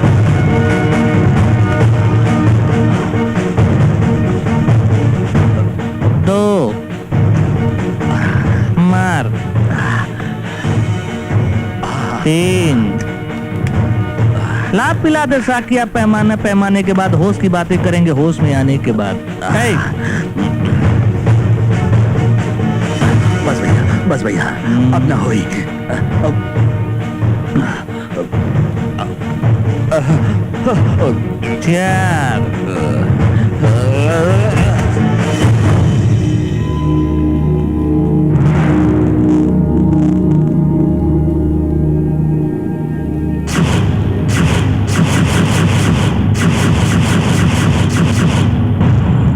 आदमी के नेचर और आदमी के सिग्नेचर कब्बो नहीं बदलत।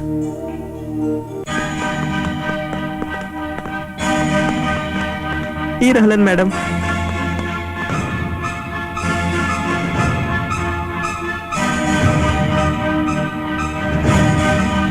श्यामलाल, जी मैडम। लाश के पंचनामा, फोटोग्राफी और फिंगरप्रिंट्स निकालो। ठीक बात। आओ।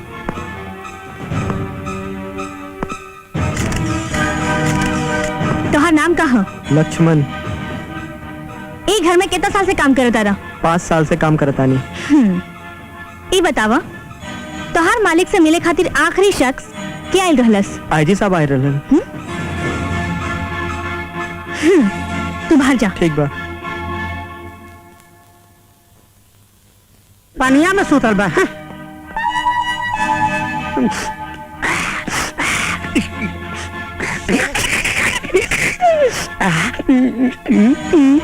ईला फाइल, अब तू जा सकेला।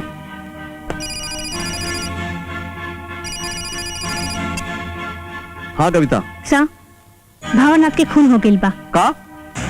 कब? कैसे? सर ये आत्महत्या के कोनो कारण न बुझाता और हत्या के भी कोनो सुराग न दिखाता। देखा, तू अपन काम ठीक से करो, तो और काम ठीक से चालू बा ना? बाकी यहाँ के नौकर की कहनाम बा कि भैरवनाथ से मिले वाला आखिरी शख्स आप रहनी। हाँ? देखा, हम वहाँ राबो कैली और ना भी रहली। सर हम तो बस तहकीकात के। Shut up! तू ज्यादा बात मत करा, तू अपन काम करा, समझ लो? यस सर। जय हिंद। जय हिंद। की मरले सो खराब अरे ई का भइल? खून?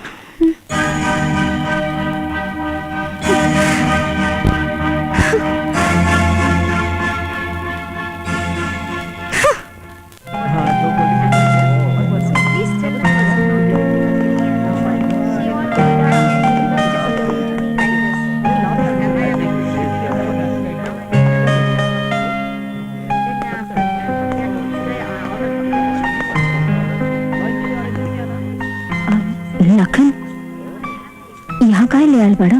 प्यार में हर सवाल के जवाब देवल जरूरी तो नहीं होला। मतलब?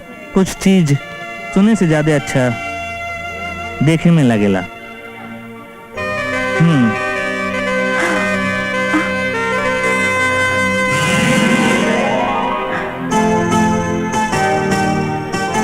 भैया ये ले तू अपन special order. Thank you. Happy birthday. Lakhan तोहरा क्या मैं जन्मदिन याद रहल? हम जीवन में पहली बार कोई के जन्मदिन मना रहल बानी, जाने लू, और 100 साल तक मनावल चाह रहल बानी।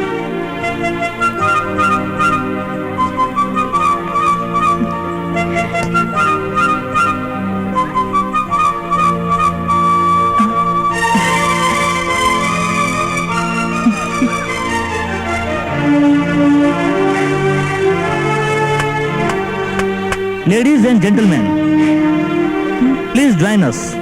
लखन लखन क्या करता रहा? आज हमारी महबूबा मीरा का जन्मदिन है, तो हम सब मिलकर इनको कॉन्ग्रेचुलेट कर सकते हैं। Many many happy returns of the day. Happy birthday to you, happy birthday to you, happy birthday to Meera.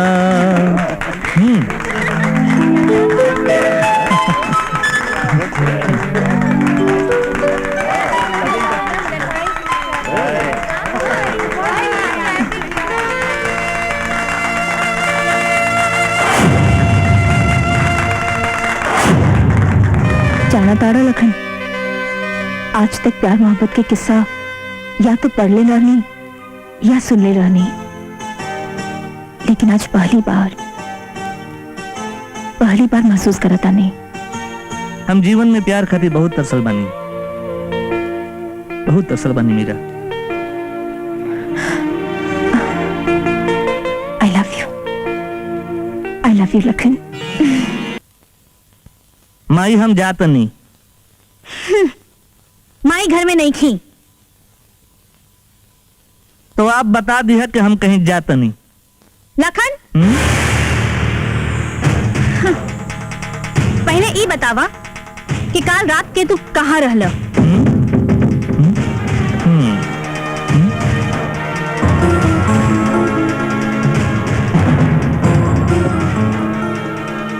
ये चोट कैसे लग गई?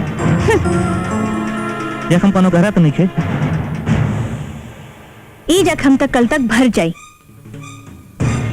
बाकी ऊ कीटाणु के का इलाज बा जे कानून के खिलाफ तोहार दिल दिमाग में घर कर गइल बा। अब का हो गई? तोरा के पता बानू कि कल रात के भंवरनाथ के कत्ल हो गई। कत्ल?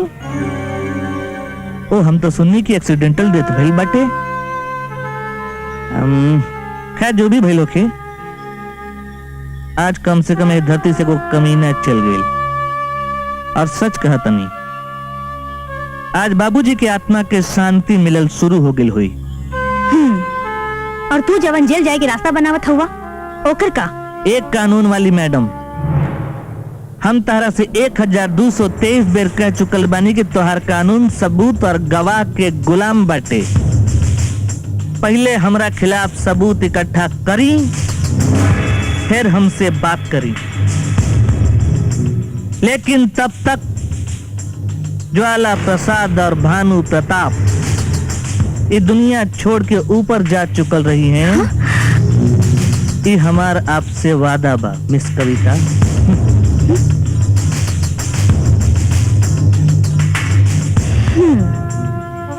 लखन, इतना समय बताई कि कानून के जीत हुई के कानून तोड़े वालन के। देखा भानु प्रताप, तो ये समझे कि चाहे कि कानून अलग है और दोस्ती अलग है। अरे कानून के बात छोड़े यार, दोस्ती की बात करे।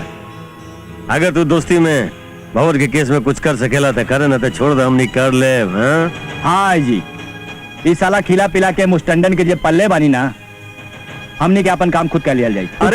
अरे धीरज तो रखा तू लोग यकीन ना करबा कि चीटी के चाल से चले वाले कानून के ए वक्त हम घोड़ा के चाल से दौड़ावता नहीं। ए आजी साहब, हमने के गधा तो ना बनावताड़ा। ज्वाला का बकैती करता रे? हमरा के तो शक होवे लागल।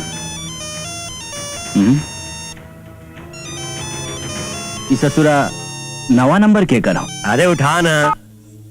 हेलो हेलो, हम चुलबुल पांडे दरोगा के बाप बुलबुल पांडे सीआईडी एसपी बोल रहा हूँ। हाँ तो बोल ना, का बात है? अरे भाई, जोन बात बोलना चाहता हूँ सुनने के लिए, वो जगह ठीक नहीं है जहाँ आप बैठे हैं। अरे ते बोल, सब अपने दोस्त हवन। अरे दोस्त के रूप में आस्तीन के सांप हैं, कसाई हैं। हाँ? अरे ससुरा का भइल? जल्दी वहाँ से निकलिए, फिर आपको समझाते हैं, टाइम कम है। अरे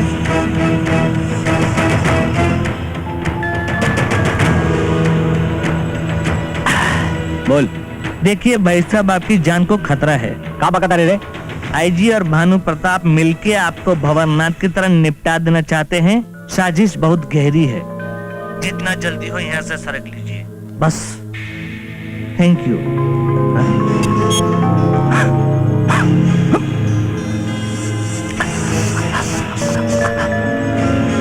समझला, जोन होकी सब देख लिहल जाई।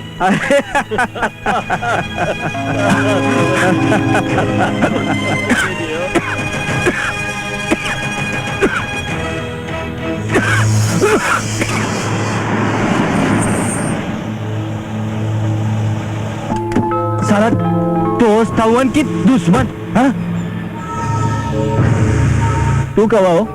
बुलबुल पांडे सीआईडी एसपी, चुलबुल पांडे के बाबूजी। का मतलब? जौन खतरा तोहरे ऊपर मंडरा रहल बा गुरु, वो हम ही बानी। ए गिदड़ भापकी के हुआ और क्या? हम तार भापकी से डराए वाला नहीं के। हाँ, एक काम कर, पहले तू ये फोटो पहचाना गुरु, बड़ा मस्त फोटो बा। अरे ये तो हमार जवानी का फोटो है और ये हमार यार लोग हवन। तो फिर काहे खातिर खींचल हुई, कारण भी पता हुई? अरे कारण एमे का उतसरा हमार मैनेजर प्रकाश यादव रहल ना, ओकरा के फसावे। हाँ? हे गुरु, तू सब काहे पूछे तड़ा भाई? काहे कि हम प्रकाश यादव के बेटा हैं। हाँ?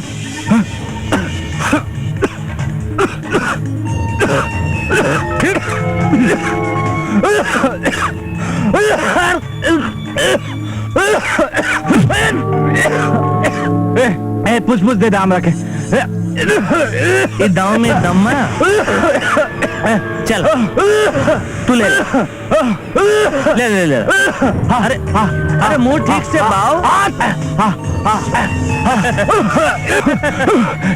हम तारा हाथ जोड़ता नहीं। अरे सारे यहाँ करतन थे क्या बाबा करतन रे हे भाई ते हमरा के मार दे मार दे।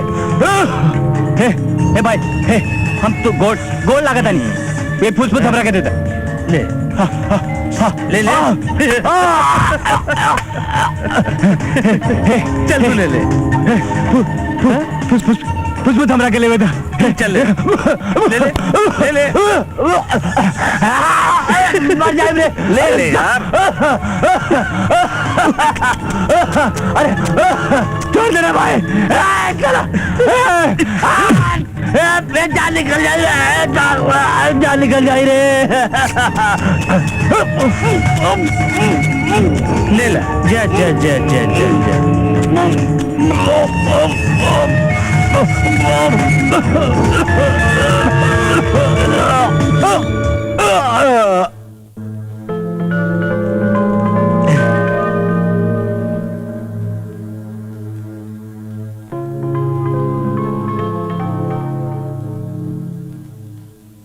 जवन बात बासवर को में उगोर का करी जवन कई दिही अनहर उ अंजोर का लखन यू आर ग्रेट। जवन काम तू कैले बाड़ा ओकरा के देख के दुनिया के हर माई बाप के फक्र होई। आज तोरा के सैल्यूट करे के मन करता। अरे कौन स्टेशन धल है ले बड़ू हम लखन है लखन तार दुश्मन। आज हमार आँख खुल गई। जवन काम हम वर्दी में भी ना कर पौली वो काम तू बिना वर्दी के कर देला।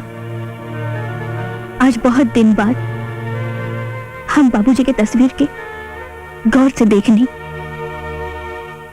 और हमारा बाबूजी के चेहरा पे बहुत शांति और सुकून दिखल। जानेला काहे? अब हम तोहरे मन की बात कैसे जान सकीले? वैसे भी कानून वालन के का भरोसा कि कब कौने करवट पलट दे। आज कानून वाली ना एगो बहन बात करतिया और हमरा के लागता ये सब ज्वाला प्रसाद के मौत के असर है। सच कही तो आज कानून वाली बेटी हार चुकल भी है। ये वर्दी के पहन के हम बाबूजी के कातिल लोगन के सजा न दिला पौली। हम वो सब ना कर पौली जेकर कसम खाइल रहली। हमारे जैसे लड़की के तो डूब के मरे के चाहिए।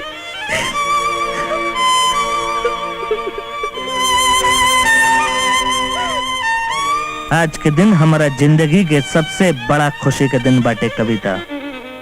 कहें कि आज हमार बहन हमारे सोच के संगे खड़ा भी है। बाकी लखन हमरा के इन नहीं बुझाता कि पुलिस की ट्रेनिंग हम लेनी, अपराधी के पकड़े की ट्रेनिंग हम लेनी, हथियार चलावे की ट्रेनिंग हम लेनी और कानून के हथकंडा हमके मालूम बा।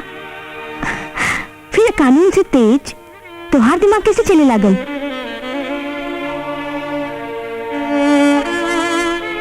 थोड़ा सा सहयोग अब तू कर दे कविता। फिर तीसरे का भी सीधे ऊपर। आज तोहरा के हम सब कुछ बताए, सब कुछ। जब जब हम बाबूजी के तस्वीर देखे लेना कविता तो हमरे आंख में खून उतर जाला। वैसे ही खून उतरल जब हम भंवरनाथ के देखनी। हाँ, हम ही मरनी भंवरनाथ के और हम ही मरनी ज्वाला प्रसाद के। भंवरनाथ के शराब पिए के शौक रहे ना, तो हम शराब पिलेनी उनके। इतनी शराब पिलेनी कि शराब पी के भंवरनाथ बेहोश हो गए। जब बेहोश हो गए तो उनका के नहाए खातिन बाथटब में डाल देनी। और ज्वाला प्रसाद के याद कर कविता कि दम्मा के दवाई खातिर हमनी के बाबूजी के कितना तड़पौले रहे, तो हम हूं ज्वाला प्रसाद के फुसफुस छीन के उनका के एह दुनिया से विदाई दे देनी। और अब तक तो हर संग बटे कविता तीसरा के भी नहीं छोड़ा। लखन,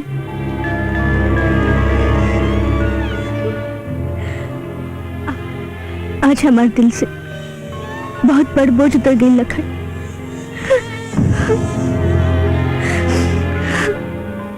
आज दोनों भाई बहन साथ में बैठ के खाना खा। हम तो हर इंतजार करब। आवा।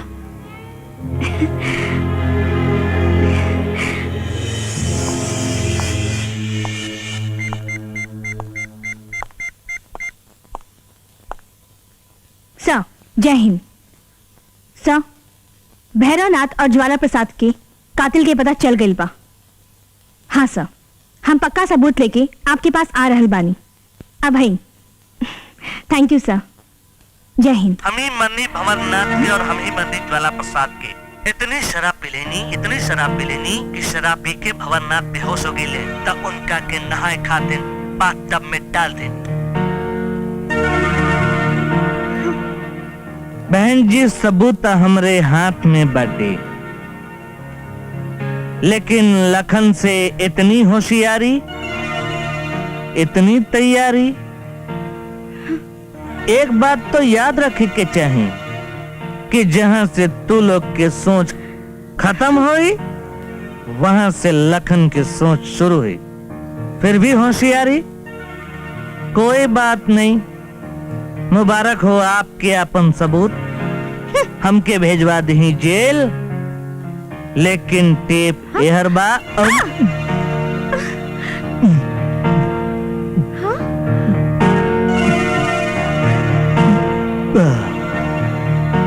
खिसियानी बेली खंभा नोची, लखन तिसरका के मारे के बारे में सोची।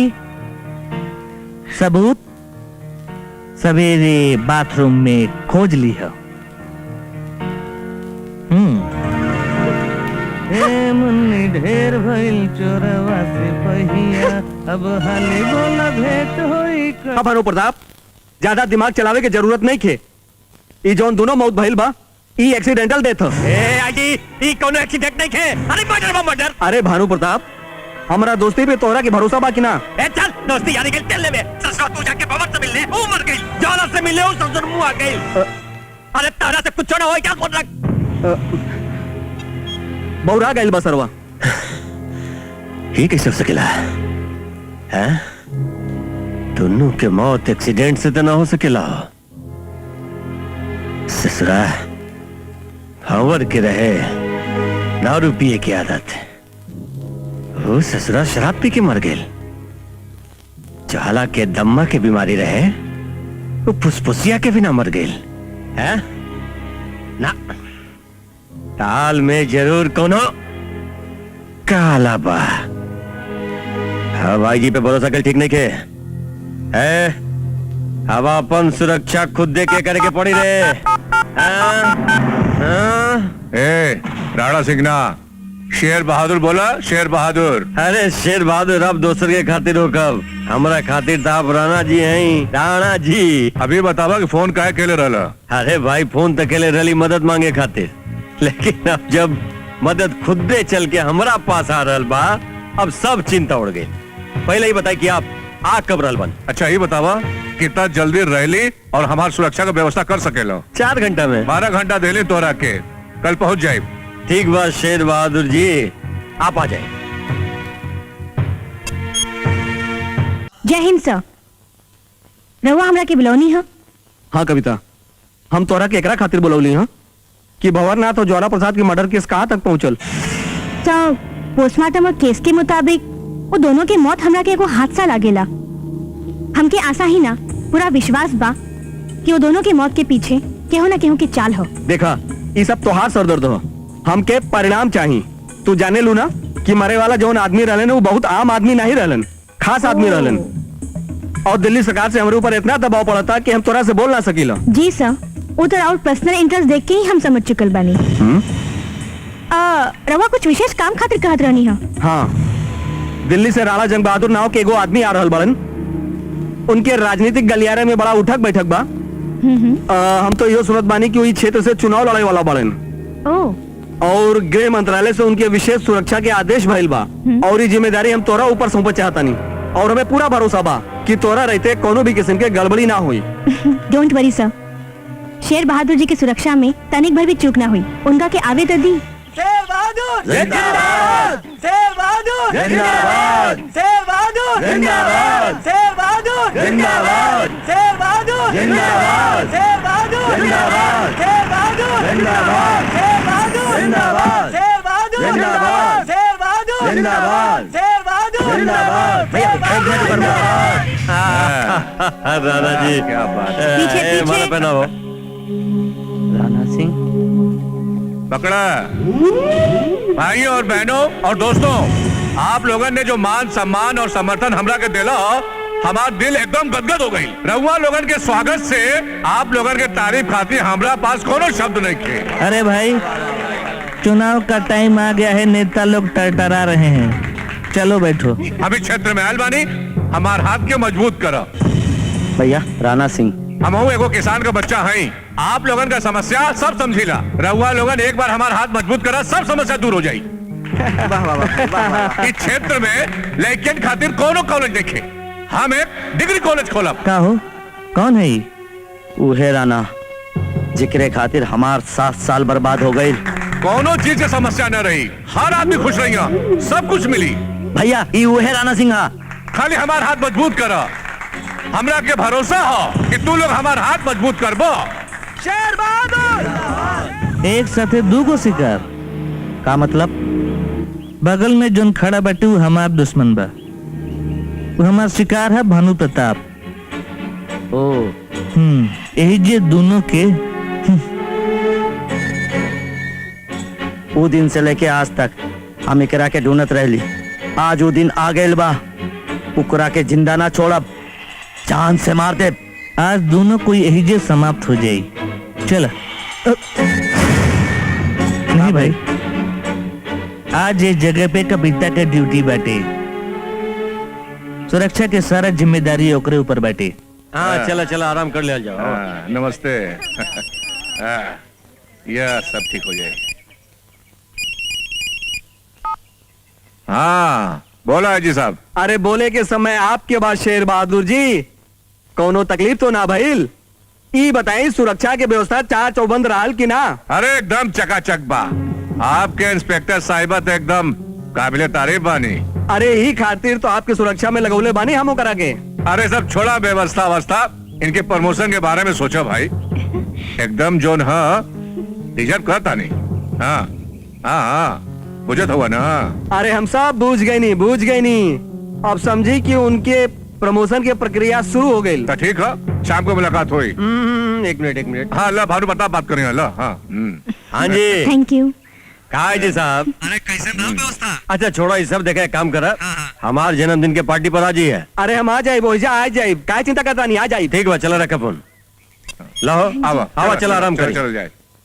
ठीक बा, हम लोग के बदले की आग में होकर जिंदगी ना जले के चाहिए। चला।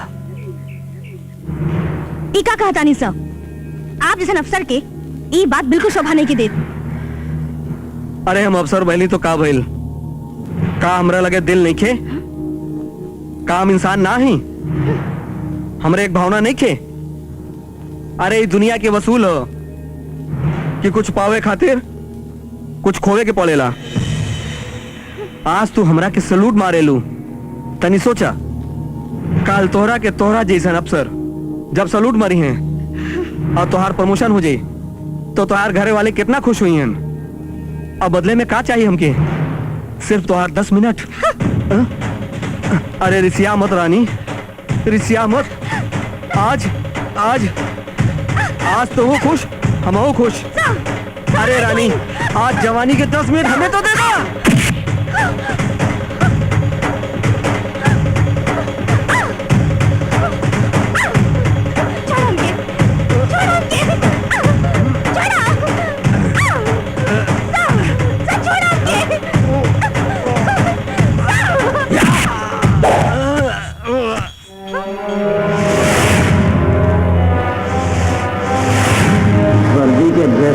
छुपल भेड़िया, अब देखा तुहार प्रमोशन कैसे करेला हम।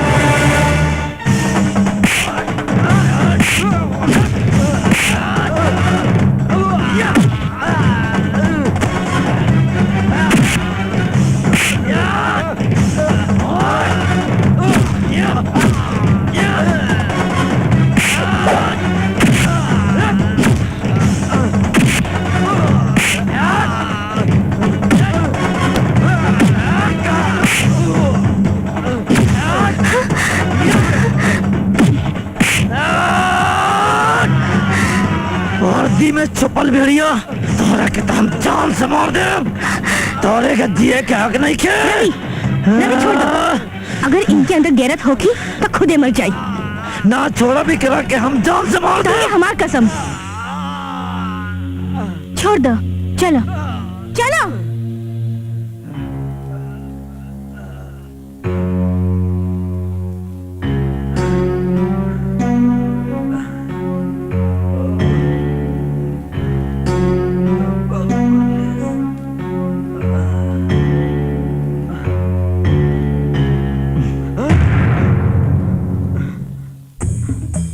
आईजी साहब, ली अपन गन पकड़ी, हाथ कपत बाप के छोड़ दी। अब तो के आत्महत्या कर लेवे के चाहिए। आईजी साहब, तोरे झूठा गवाही से हमरे बाबूजी के कातिल बच गईलस। तू प्रकाश यादव की बात करता ना? हम उनके बेटा हैं और हमरे बाबूजी की आत्मा तोहरे खातिर तड़प रहल बा। हमरे कविता दीदी के ऐसन लगे के चाहे कि तू इतना शर्मिंदा भइला की आत्महत्या कर लेला।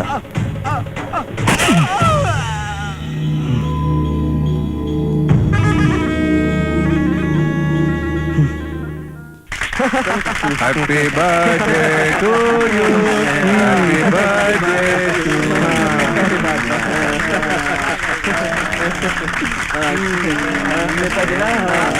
लाओ जी। अरे मर्दे, बाहर बर्थडे है, पहले तू खा। Happy birthday to you.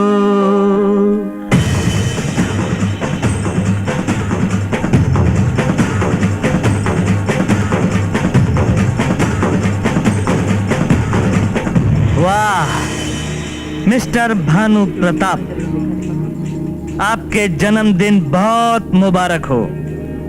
वैसे तो हम चाहते नहीं कि आपके जन्मदिन बार बार बार बार आवे। ए, बिन बुलावल मेहमान, तू क्या भाई? अब हमरे के नहीं चिन्हत रहुआ तो हम का करें? हम तो आपके बहुत खास मेहमान बानी। ये का उठपटांग बकत बारे? कौन हुए तू और तोर हिम्मत कैसे मिली आवे को? मौत और काबिल इंसान अपन रास्ता खुद बना लिहल करेले। हम के हैं और का करे आइल बानी, बहुत जल्दी पता चल जाए। पहचानो?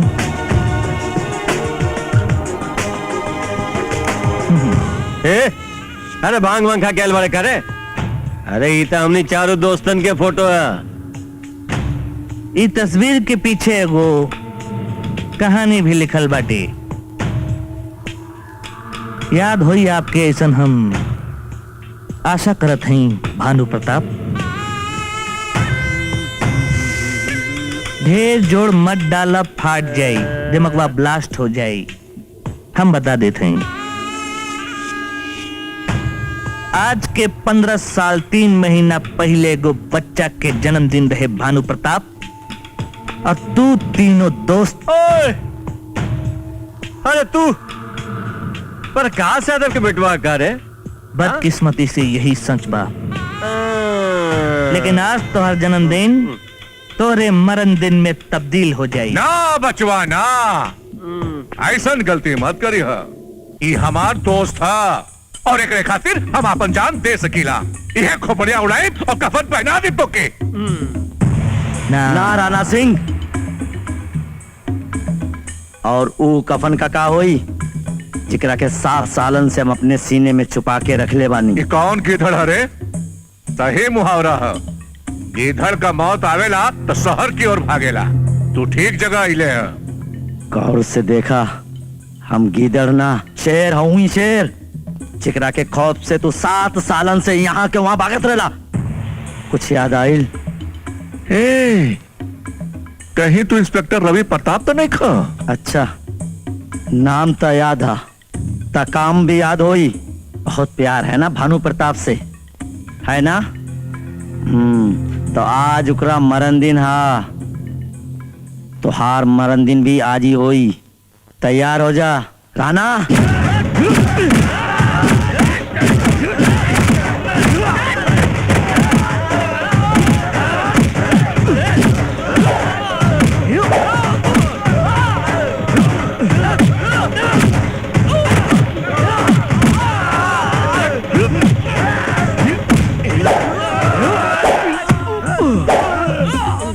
बहुत शौक पाना तोरा के क्या बे के? बहुत शौक पा। हमरे बाबूजी के क्या बोले? Happy day to you. अब तोहरा के खिलावता नहीं। Happy day to you, happy day to you, happy day to you.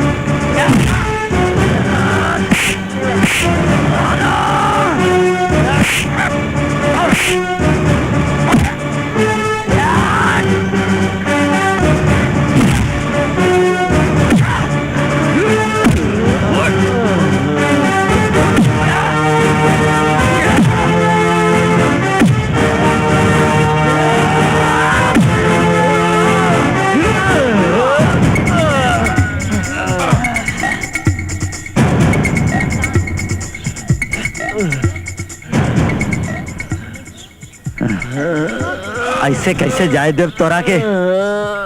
कितना बरसन से तोहरा इंतजार करत बानी।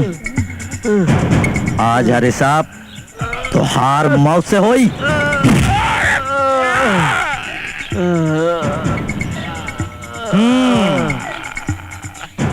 तोर साथी लोग नरक में तोर इंतजार करत पड़े तो तू यहाँ कैसे रह सकेले?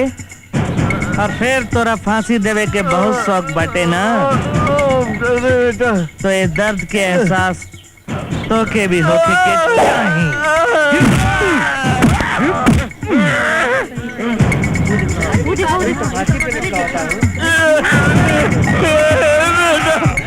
तोरा गलत बानी हो गया। अरे अब तेरा भाई बाप कितना मारने वाली तूने बोलने ना होगा तू मार दे ले दावड़ा छोड़ दे। अबे चुप। शास्त्र में लिखल बा कि जब कम से कम आदमी मरे लगे तो के सच बोले के चाहिए। अरे नहीं भैया हमने माफ कर दो। अरे हम तो से मारे का नहीं इस शहर ना हम बेच हो गए चल जाए। माफ कर दो भैया। इस समाज के मुक्ति तोहरा के देश छोड़े से ना मिली, दुनिया छोड़े के पड़ी। और तोरे यार की जिंदगी तोहार कंधे पे बा। और जब तक तोर दम में दम बा तबे तक एकर सांस चली। ओके बाय बाय बाय बाय। अरे रवि भैया अरे सुनो अरे बात सुनो भैया।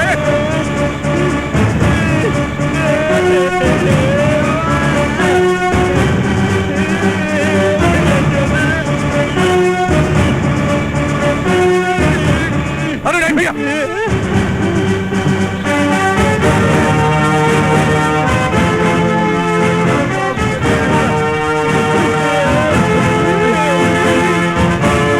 भाई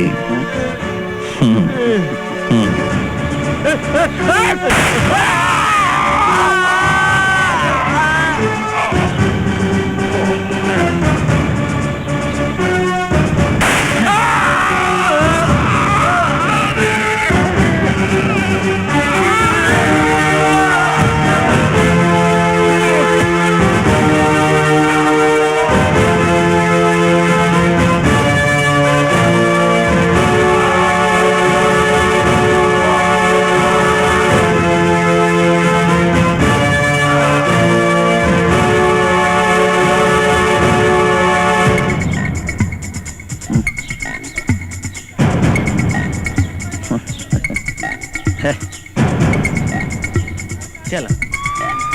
हाँ?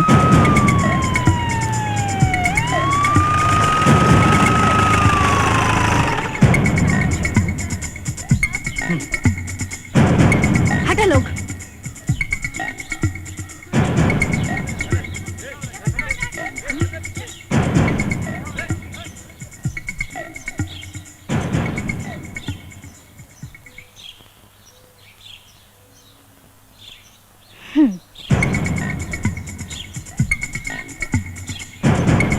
कानून वाली मैडम, कानून फिर से लेट हो गई।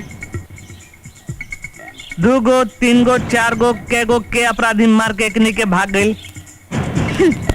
बाकी अपराधी तो हमरा सामने खड़ा बा। ला माइंड योर लैंग्वेज मैडम। जब तक जुर्म साबित ना हो जाला तब तक केहू के अपराधी कहल कानून के खिलाफ होला। सही बोला भाई। अब हमरा के कानून तू लोग सिखेबा। यहाँ जे लोग मौजूद बा आना बड़े का आनंद नहीं खेते जौन लोग देख ले बा उहे न बोली। पूछ ला पूछ ला।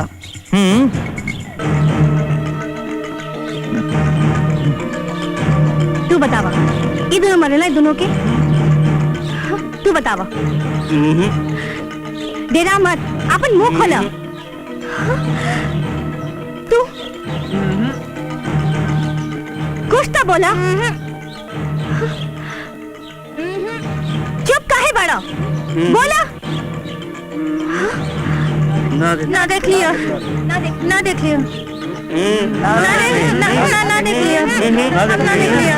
हम कुछ ना देख लिया। मैडम ये पब्लिक है पब्लिक।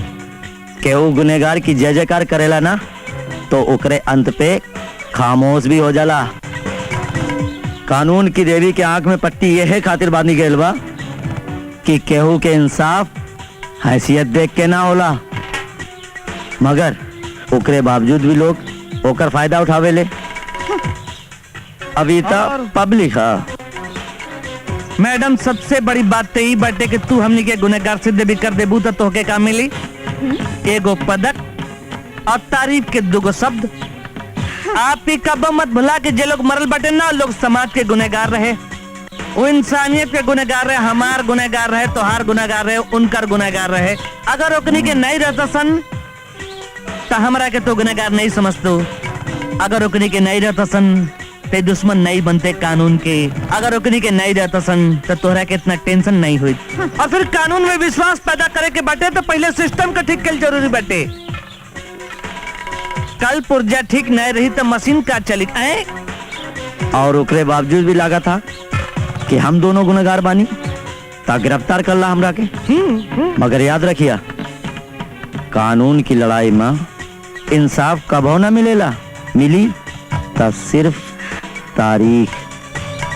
अच्छा देखा, कोई के इंसाफ मिले ना मिले, हमके इंसाफ मिले के चाहिए। अगले हफ्ते हमार ब्याह बाटे, तू नहीं आईबू, जबले नहीं आईबू तबले हमार ब्याह नहीं होई। तू कब ना सुधरबा? ऐसे सरेआम कालर पकड़ तर तोरा के जेल हो जाए, हमरे ब्याह में नहीं आईबू।